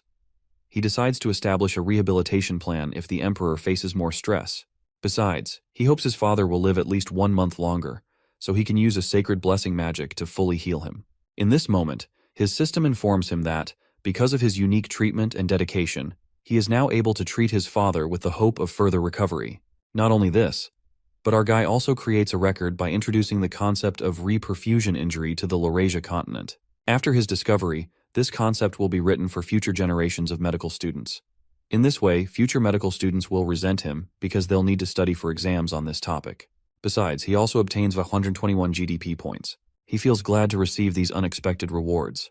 His moment of contentment is interrupted by the royal doctor, who apologizes for his inability to treat the Emperor. Raquiel angrily orders the doctor's suspension because he fails to recognize the Emperor's condition and loses the golden hour due to his ignorance. So from now on, Raquiel will take care of his father himself. He then instructs his subordinates to stay close to his father since the doctor has proven incompetent. He orders them not to spread the news about the Emperor's health condition and tells them to stand by as the Emperor needs more rest. While looking at them, he thinks there are other reasons he can't trust them. The next morning, he wakes up to his subordinate approaching him and informing him that people outside the Emperor's room have somehow heard that the Emperor has caught a cold and is now resting. He thanks his subordinate, adding that he needs to complete his report. The subordinate then tells him that an envoy from the Amboise kingdom wants to meet the Emperor. He is flabbergasted to hear this news. Upon learning the news, he remembers what he reads in the novel. It is Amboise kingdom that leads to his imperial family's downfall. This kingdom, established for 150 years, grows stronger day by day and starts a great war in which his family will be caught up in the coming years. He doesn't understand the purpose of Amboise's envoy being there. His subordinate tells him that it is the Emperor who sends a summons to see that envoy 5 days ago. Hearing this, he concludes it must be because of Guinness. After expressing his suspicions to his subordinate, he is confirmed that it is indeed the case, as the Emperor wants this Guinness person to hold responsibility for what happens in Cremo. His subordinate suggests that he tell a little bit about the Emperor's health and send him back, which infuriates him. He sits down and contemplates the situation, realizing it won't look good if the envoy is sent back just because of a mere flu. People will talk and assume the Emperor's health is much worse. He needs to meet the envoy, as the situation could easily be exploited by the enemy country, which could wage war in the upcoming years. He deadpans that he is going to hold the meeting his way. The scene shifts to the guest room, where the envoy is having tea. This person is furious at Guinness, who caused such havoc at Cremo and endangered the life of the crown prince, a situation that could easily lead to war. Fortunately, he's no ordinary person, but a diplomacy expert. Skilled in negotiation, he's confident that he can handle any fault thrown his way. He's ready for anything. His daydream of meeting the Emperor is interrupted by the crown prince, who apologizes for being late. The envoy is baffled to see the crown prince instead of the Emperor. However, he needs to remain calm. Meanwhile, the prince plans to tackle this problem with a balanced approach, knowing he needs to be polite. He then asks the envoy to have a seat, while preparing to steer the meeting into his area of expertise and take control from there. He needs to avoid the war at all costs. So the meeting starts, and before the poor envoy can say anything, the crown prince immediately exclaims with a cringe-worthy fake expression that the envoy doesn't seem in good health. The prince asks him to extend his left hand. The diplomatic expert is totally baffled by this out-of-the-blue request. He extends his hand anyway, and Raquiel concludes that he has a heavy head when waking up in the morning. He babbles about other minor health issues of the diplomat, which makes the situation awkward, as the envoy wants him to release his hand and proceed with the meeting. However, while our guy is finding all these common health issues with the envoy, who understands what the crown prince is actually trying to do, but still finds himself getting trapped in his scheme, he needs to meet the Emperor as soon as possible. He thinks that he's there to show many negotiation cards to the Emperor, but the crown prince's talk is going nowhere. Finally finding no choice, he sternly reminds him that he is there to meet the Emperor. Our dude impishly thinks that this person is disillusioned if he believes he can steer the conversation, but he is determined. He starts to say that he is an important person, representing the Amboise kingdom, so how can they ignore the health issues of such a person? He says with fake sympathy that if the envoy loses consciousness during the meeting, it will ruin their reputation as an imperial family. He can't let that happen. He then steps closer and asks in a dangerous tone whether that should happen or not, and finding no choice, the envoy agrees with him. Rakiel gives him numbers of health advice, like quitting smoking and drinking and exercising for 30 minutes daily. At the end, he throws a bomb, while saying that after doing this, he could avoid ending up like an emperor. This revelation startles the envoy, who asks about the well-being of the emperor. The crown prince dramatically exaggerates how the emperor caught the flu because of the stress of managing the empire, which led him to increase the amount of smoking and drinking, and he ended up in bed. Now he's having a very hard time finding his appetite because of the flu. Upon hearing this, the envoy asks whether this is the reason the crown prince was sent here by him, which our dude confirms. He also adds that the emperor sends his apology for not attending the meeting and wants to rearrange it for a later time. To see the crown prince revealing all of this so honestly, the envoy concludes that he can't just find a fault. Besides, it was the crown prince himself who comes to apologize, who is very transparent with the situation. He understands the gravity of the situation, while knowing that he can't just lose higher hands if he doesn't accept the justification of the crown prince. While having a dilemma, he looks at the crown prince and concludes that he's not an ordinary person. In this moment, the crown prince whispers something in his ear and then shows him something, which prompts a remark from the envoy about his consideration. At the end, it seems like the crown prince has just said something to the envoy, which becomes the last nail in the coffin. The envoy is quite happy to have a letter to pass to his king and leaves the palace. Damien, who witnesses the situation, asks about his method of convincing the envoy. The crown prince casually replies that the envoy has seen his sincerity of heart, though his loyal bodyguard doesn't buy the excuse, knowing him too well. The crown prince then turns to Damien with an extra sweet and happy expression, and informs him that he's going to appoint him a super-secret operation. He tells him that he is going to admit the very important person in the traditional medicine clinic today. Damien is confused about which kind of patient can make him behave like this. He responds that it is the emperor, so he instructs him to go back to the side palace for this purpose. Damien asks whether he needs to ready his personal squad for emergency duty, which is met with an affirmative answer. Before moving ahead, he apologizes for interrupting Damien's training because of this new mission, but Damien shakes off his apology as his main priority is to protect the imperial family. Rakiel knows that after that fiasco at Cremo, Damien realized his weakness in the art of combat and has been training vigorously since then. He knows the time will come soon when he will be the strongest person in this world, but not yet. His thought is interrupted by Damien, who informs him that he is going to the side palace for the preparations. He nods and turns to the opposite side of him. While on his way, Damien contemplates his training, while knowing he is still not strong enough. His thoughts take a new path as he wonders what he will do once he surpasses his limits. On the other side, Rakiel prepares his father to be admitted to his clinic. He thinks that he can't let his father stay in a palace where he has doubts, as almost everyone seems to be scheming against the emperor. Besides, he needs to stay by his side to cure him until the archbishop is ready to perform the blessing magic. So, he has to move him because, if he stays there, people will suspect that the emperor might be seriously ill. While moving forward, he is evilly happy to begin preparations to receive another VIP patient in his clinic, knowing that the effects of his letter might show themselves soon. Meanwhile, in the Amboise kingdom, when someone informs the king about the arrival of Benjamin, he gets quite furious that he arrives that early, as it's not an easy feat to deal with the emperor. After greeting the king, Benjamin explains the situation in the Magentano, as he couldn't meet with the emperor, but with the crown prince. The scene flashes to the meeting of Benjamin with our guy, who tells him that the king should just be aware of the situation at Cremo. The envoy confirms that. So, the crown prince throws a bomb as he wants Princess Adeline to stay in their county for 6 months. This request totally infuriates the envoy, who assumes that our boy wants the princess to be held hostage in their country. He knows they aren't going to do his bidding, as they are a completely independent country rather than an empire's vassal state. Our boy grins, pleased to see his plan unfolding, as he has consumed a lie voucher. Now, he's lying about being interested in making a peaceful relationship with the Amboise kingdom. His system informs him that Benjamin will buy this lie, and now, Benjamin believes the crown prince might be taking a liking to their princess. He first dreads the thought of the princess living beside him for 6 months and falling in love with him as well. Then, he stops to contemplate the benefits of this situation, as it could lead to a powerful alliance through marriage.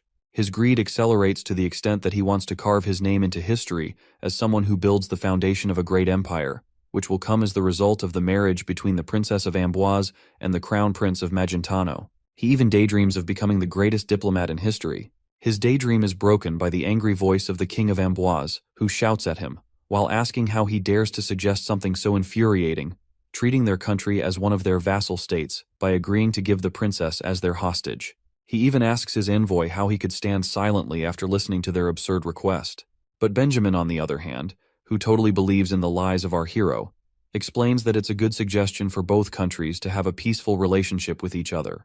However, the king shouts at him to stop his babbling, as negotiations with Magentano are thrown in the bin after his meeting with the crown prince. Benjamin then asks him to read the letter from the crown prince before concluding anything. Now the king doesn't understand how, on earth, his diplomat, who always remains neutral, is siding with Rachiel. As soon as he reads the letter, which might be enchanted by the lie voucher, he also agrees to send his daughter to Rachiel. He believes in the grand ambitions of our dude and summons his daughter there. Everyone is quite curious and nervous to see him suddenly acting like this. The king sits down on his throne while thinking about Rachiel, who is famous for being sick. But when he looks at the letter, he is quite pleased to see that Rachiel wants the hand of his daughter. Obviously, it's a lie fabricated with the lie voucher. As soon as Adeline hears she has to stay at the Magentano Empire, she finds this request totally unjust. She protests, asking how he can agree to such a request. The king starts to say that she assumes he made this decision in haste without giving it much thought, which is why she doesn't want to accept his decision. Seeing the letter in her father's hand, she understands that the letter must contain some kind of blackmail against him, as they might have found his weakness. Or it might be a threat. She really wants to know the content of that letter. The king again tries to console his daughter, saying that he is doing this for the good of their future, and one day she will be grateful for his decision. But the princess is not convinced. However, the king doesn't hear any of her protests and asks her to move to Magentano from this moment for the next 6 months. The guards try to pull her toward the gate, but they can't because she is the smiling angel of Amboise. She earned this title not because of her kind and warm personality, but because of her great fighting skills. She starts to fight off the guards with a smiling face, which is a habit of hers. That is why she is called the smiling angel of her country. She crushes the guards into the wall and turns to her father, who is quite fearful of her now, along with his guards. But when she turns to her father, she finds herself trapped in a magical circle. The mages bind her with magical chains and cage her inside the carriage. This carriage is called the Dawn Horse Carriage, which will deliver the carriage to the destination by dawn. Yes, the princess's carriage is delivered at dawn, but after 10 days, her subordinate suggests she walk with her head held high as the Princess of Amboise, and she agrees with him, as she is not going to show any weakness. She looks ahead at our guy with an annoying expression, as she remembers seeing him as quite a sickly person. But he seems different now. Rachiel tries to welcome her warmly, but she introduces herself coldly without shaking his hand. He is disappointed to see this, as it always happens with him in Korea as well when women have no interest in him on blind dates. He shakes off that thought, as he has an important matter for now. He leads her to the dining table, where they settle down for breakfast. He tells her that he is going to show her the side palace where she is going to stay for the next 6 months. While thinking, he plans to use Adeline to prevent the war from happening. He recalls what he read in the novel about the war, where Adeline was a healthy and strong princess who was wise enough to lead her country peacefully. But no one knew how she died early, and someone from the distant relatives of the king took the throne. This person was greedy for more power and waged war with Magentano, which resulted in disaster. He needs to keep her alive and help her ascend the throne in order to prevent this war from happening at its root. As far as he had read the novel, she might have had the disease of biliary atresia because of her gallstones. He remembers that the author of the novel also had the same disease. Now he has a plan to treat her through medicine and surgery. He then apologizes to the princess for her as she has started eating, acknowledging that it must be difficult for her to digest the food after a long journey. So he presents her with the special tonic by Garden. However, she misunderstands the medicine as poison and is infuriated by this gesture. Afterwards, she bangs her fist on the table furiously and shouts, asking how dare they try to mock her like this. As a result of her banging on the table, it cracks all around the places. She further adds that it's not enough for him to bring her here against her will, as he starts to mock her as well. Rachiel supplies that he doesn't understand. She explains that, for her, coming here is a huge decision for both her and the kingdom, which shocks him. At the end, she exclaims that she will just stay there for 6 months as per his order, but she won't do any more of his bidding. He tries to make peace by saying that she misunderstands something, but she interjects that it's not the case. He pauses and challenges her, saying that she's afraid, which leaves her petrified. With an irritated expression, she tries to say something, but he cuts her off by saying that he hasn't done anything wrong besides offering her a meal and medicine for her fatigue. Then he doesn't understand her reason to be afraid to leave the table. She's getting angrier, but he continues, saying that if she's afraid of him poisoning her, he asks Garden to bring the tonic to him as well. While gulping down the tonic in one go, he dares her to think that he, as the prince of the empire, is fool enough to poison her during an official meeting. Then he starts his melodrama by saying that he understands she has been scared. He's playing a trick on her. Knowing that she despises people who are scared and hates being called one, she takes the bait and sits down in the chair while ordering Garden to bring the medicine. But she has a condition, as she will consume his medicine only once. He comments that first, she should have the medicine before making any decision. She looks at the tonic and thinks that, however she sees it, she only sees poison when looking at it. But she gathers courage and gulps the tonic in one go. It tastes awful. Then Raquel offers her the candy, as is the tradition to have this after consuming the bitter medicine. He adds that it has a plum flavor. The princess salivates at the sight of the candy, but her pride stops her from taking it. She finally takes it, and the guy offers her the grape-flavored one as well. She feels like this sweet tastes like heaven, but she gathers her pride, stands up from her place, and adds that she's done with the medicine and dessert and would like to leave. He questions if she's going already. She retorts that there's any reason for her to stay there. He answers negatively, while adding that she will be guided to her room by the Lord Chamberlain. On her way to her chamber, she wishes that she does not want to see him during these 6 months. Later, Adeline is seen exercising with her knights and is very happy with the results of today's exercise. When she turns to her knights, they all seem quite tired. She asks them why they're tired, because she doesn't feel any fatigue. Her knight answers that it's because they've traveled for 10 days, nothing else. His statement makes her think about why she's not feeling that fatigue at all, unlike her knights. Suddenly, she realizes that it might be because of the tonic she had consumed, but she doesn't want to admit that it's the case. Suddenly, the children and old people going to a particular area of the side palace catch her eye. She assumes that they can't be the workers of the side palace. They look sick and are heading towards the direction of the crown prince. Curiosity gets the better of her, and she follows these patients to see what's the matter. Then she spots the crown prince, who is prescribing to the patient about his illness and telling them to avoid oily food and alcohol. He is giving the patients further instructions and heading in the same direction she is in. She immediately hides herself and sighs in relief as she is saved. But at this moment, Raquel comes out of nowhere and asks her what her purpose is to be here. She doesn't understand what to say. He adds that this is the consultation room, and she needs to fill out the papers to be here. Then he seriously asks her whether she is lined up in the queue properly, but she doesn't understand anything which he is saying. He then seriously reveals that this is the place where they tend to their patients without any bias. So, she needs to follow protocols to get here, just like anyone else. Then he seriously orders her to start by filling out the consultation paper and wait in line. After 2 hours, she is in front of him, gathering as much indifference as she can while showing him the consultation paper. Our guy knows that she will do it. Meanwhile, she expresses that she is not some biased person who would abuse her authority.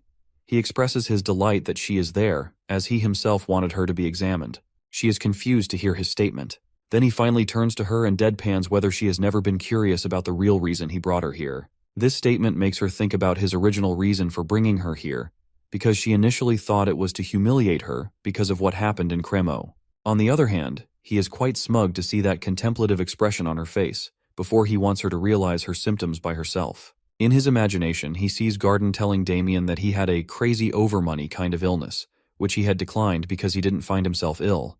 But the next morning, he fell down in a pool of blood. So it is necessary for her to realize the symptoms by herself, because if he approached the topic of treating her out of nowhere, she wouldn't cooperate. Then he deadpans that she will die in 2 years, which leaves a terrified expression on her face. She nervously tells him that it feels like he's cursing her, but he lies to her, saying that they know this truth because of the intelligence department of the imperial family, which knows everything, even about the royal family of Amboise. So they detect the early symptoms of the serious illness in her that will cause her death. After listening to all of this nonsense, she is quite furious, as she was about to see him in a new light after witnessing how he treats patients.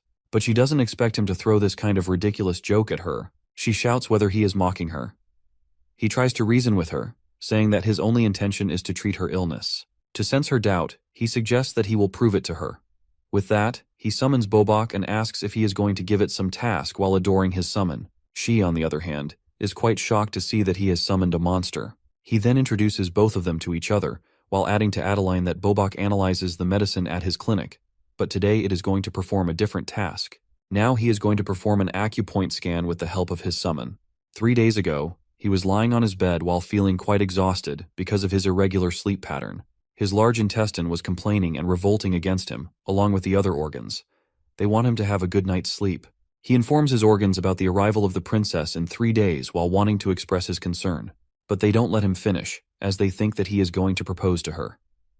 With the excitement of the expected wedding, the large intestine even grants him 1,000 HP, but as soon as he explains that he doesn't intend to marry her but wants to cure her, the intestine immediately wants a refund. He then blackmails them, while saying that if they want him to let them sleep, they should help him sort out his problem, as he wants the princess to realize her symptoms and believe that she is ill. After thinking for a while, his heart gives him a suggestion to level up his pulse reading skill. Liver explains that he could show her health report to the princess through the pulse reading skill. He doesn't understand how he can show it to her. He checks his pulse reading skill and finds 2,500 HP there as well.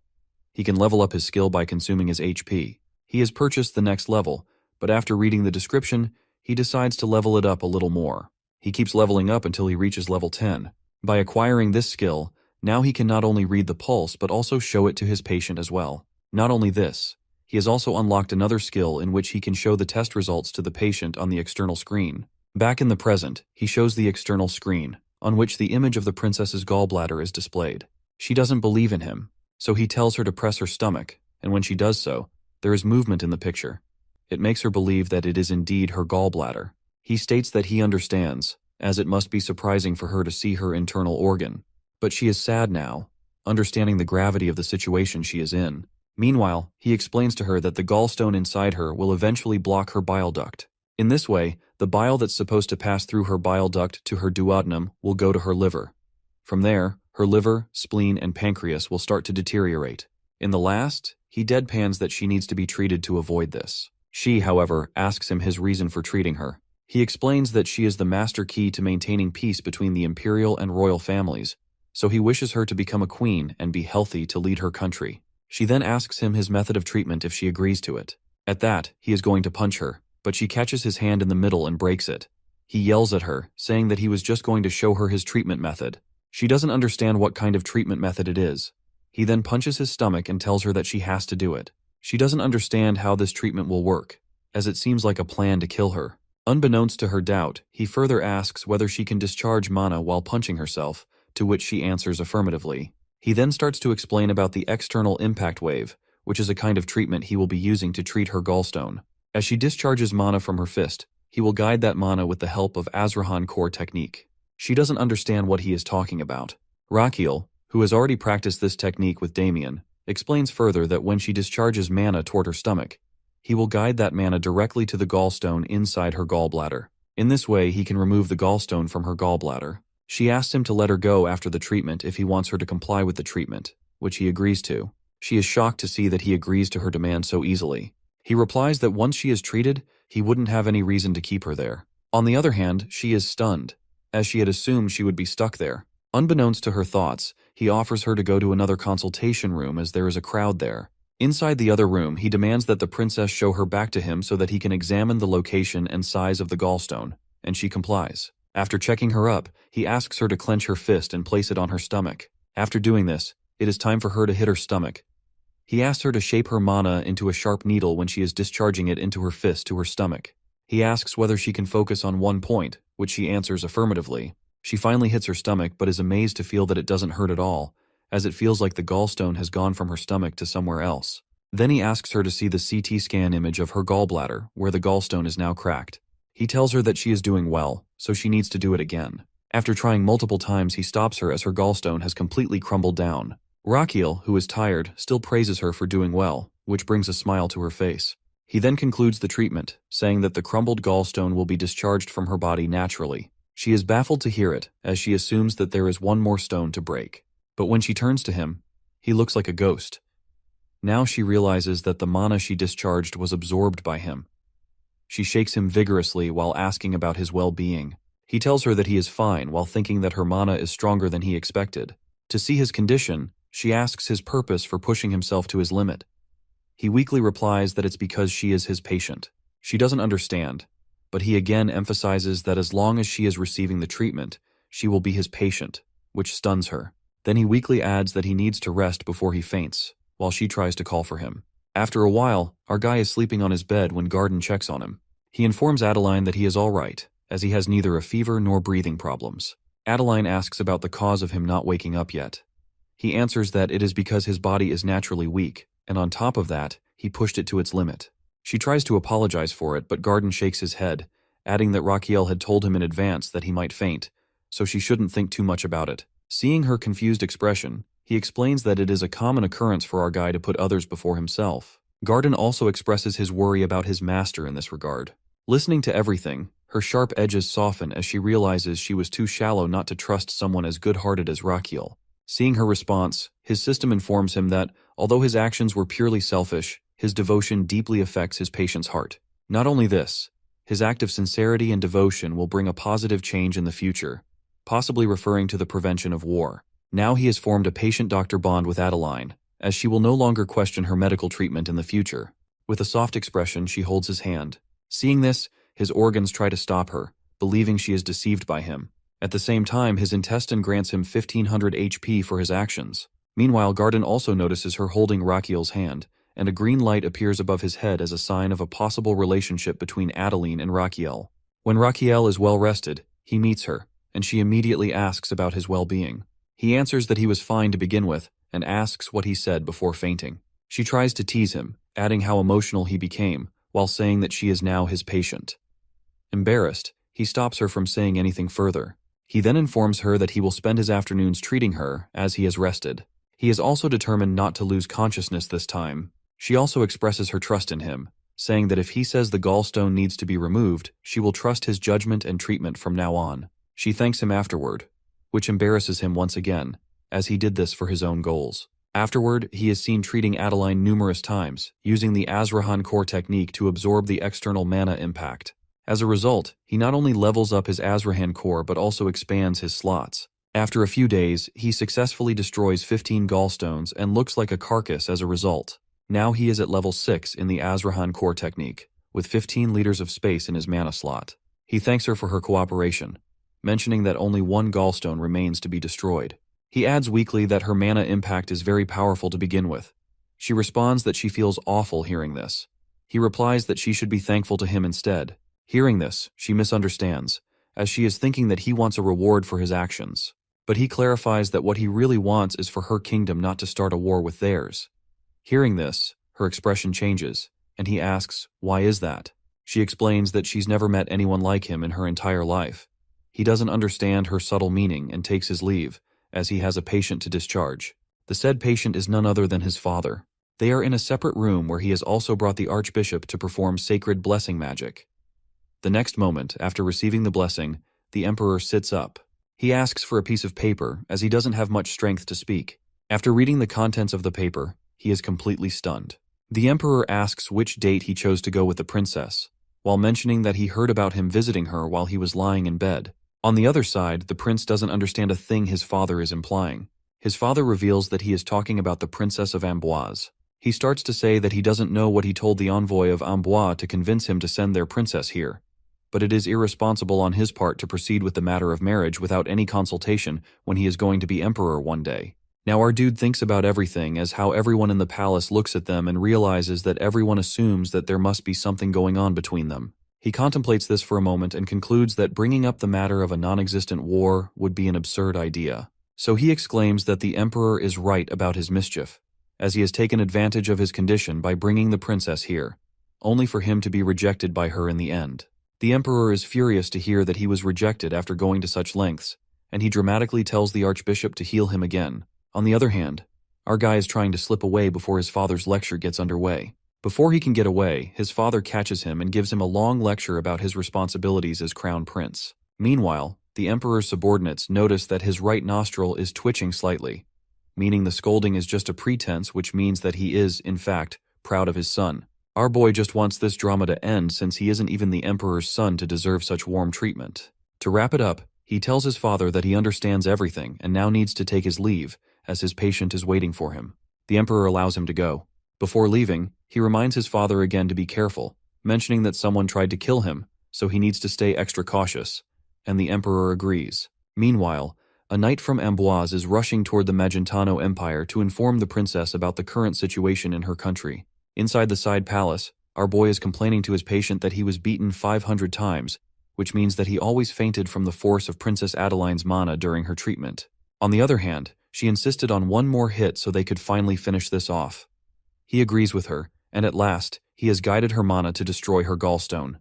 This time, finally they've done it.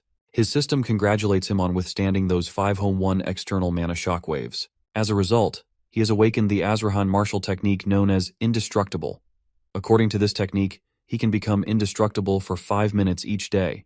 His exhausted organs are thrilled to gain that skill and grant him 2200 HP. He then turns to the princess and informs her that she can't relax yet because her treatment isn't over.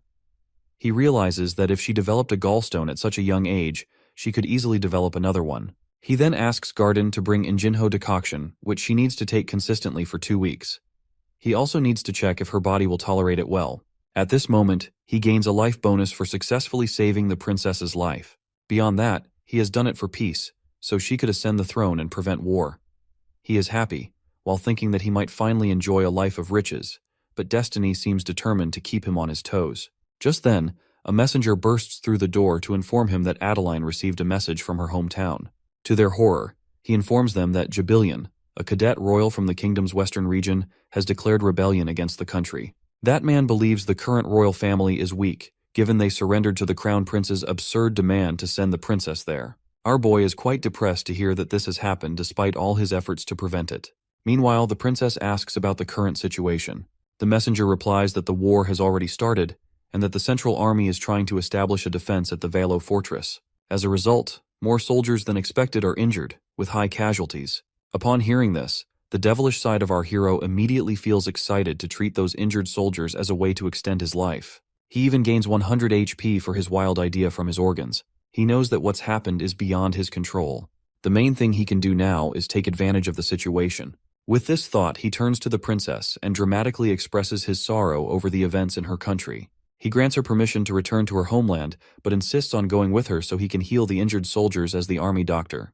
Hearing his words, she thanks him sincerely, which embarrasses him. To shake off the feeling, he tells her to prepare for their departure. The scene shifts to the army camp, where a carriage has just stopped, and a very fat man steps out, while complaining about how shabby the place is.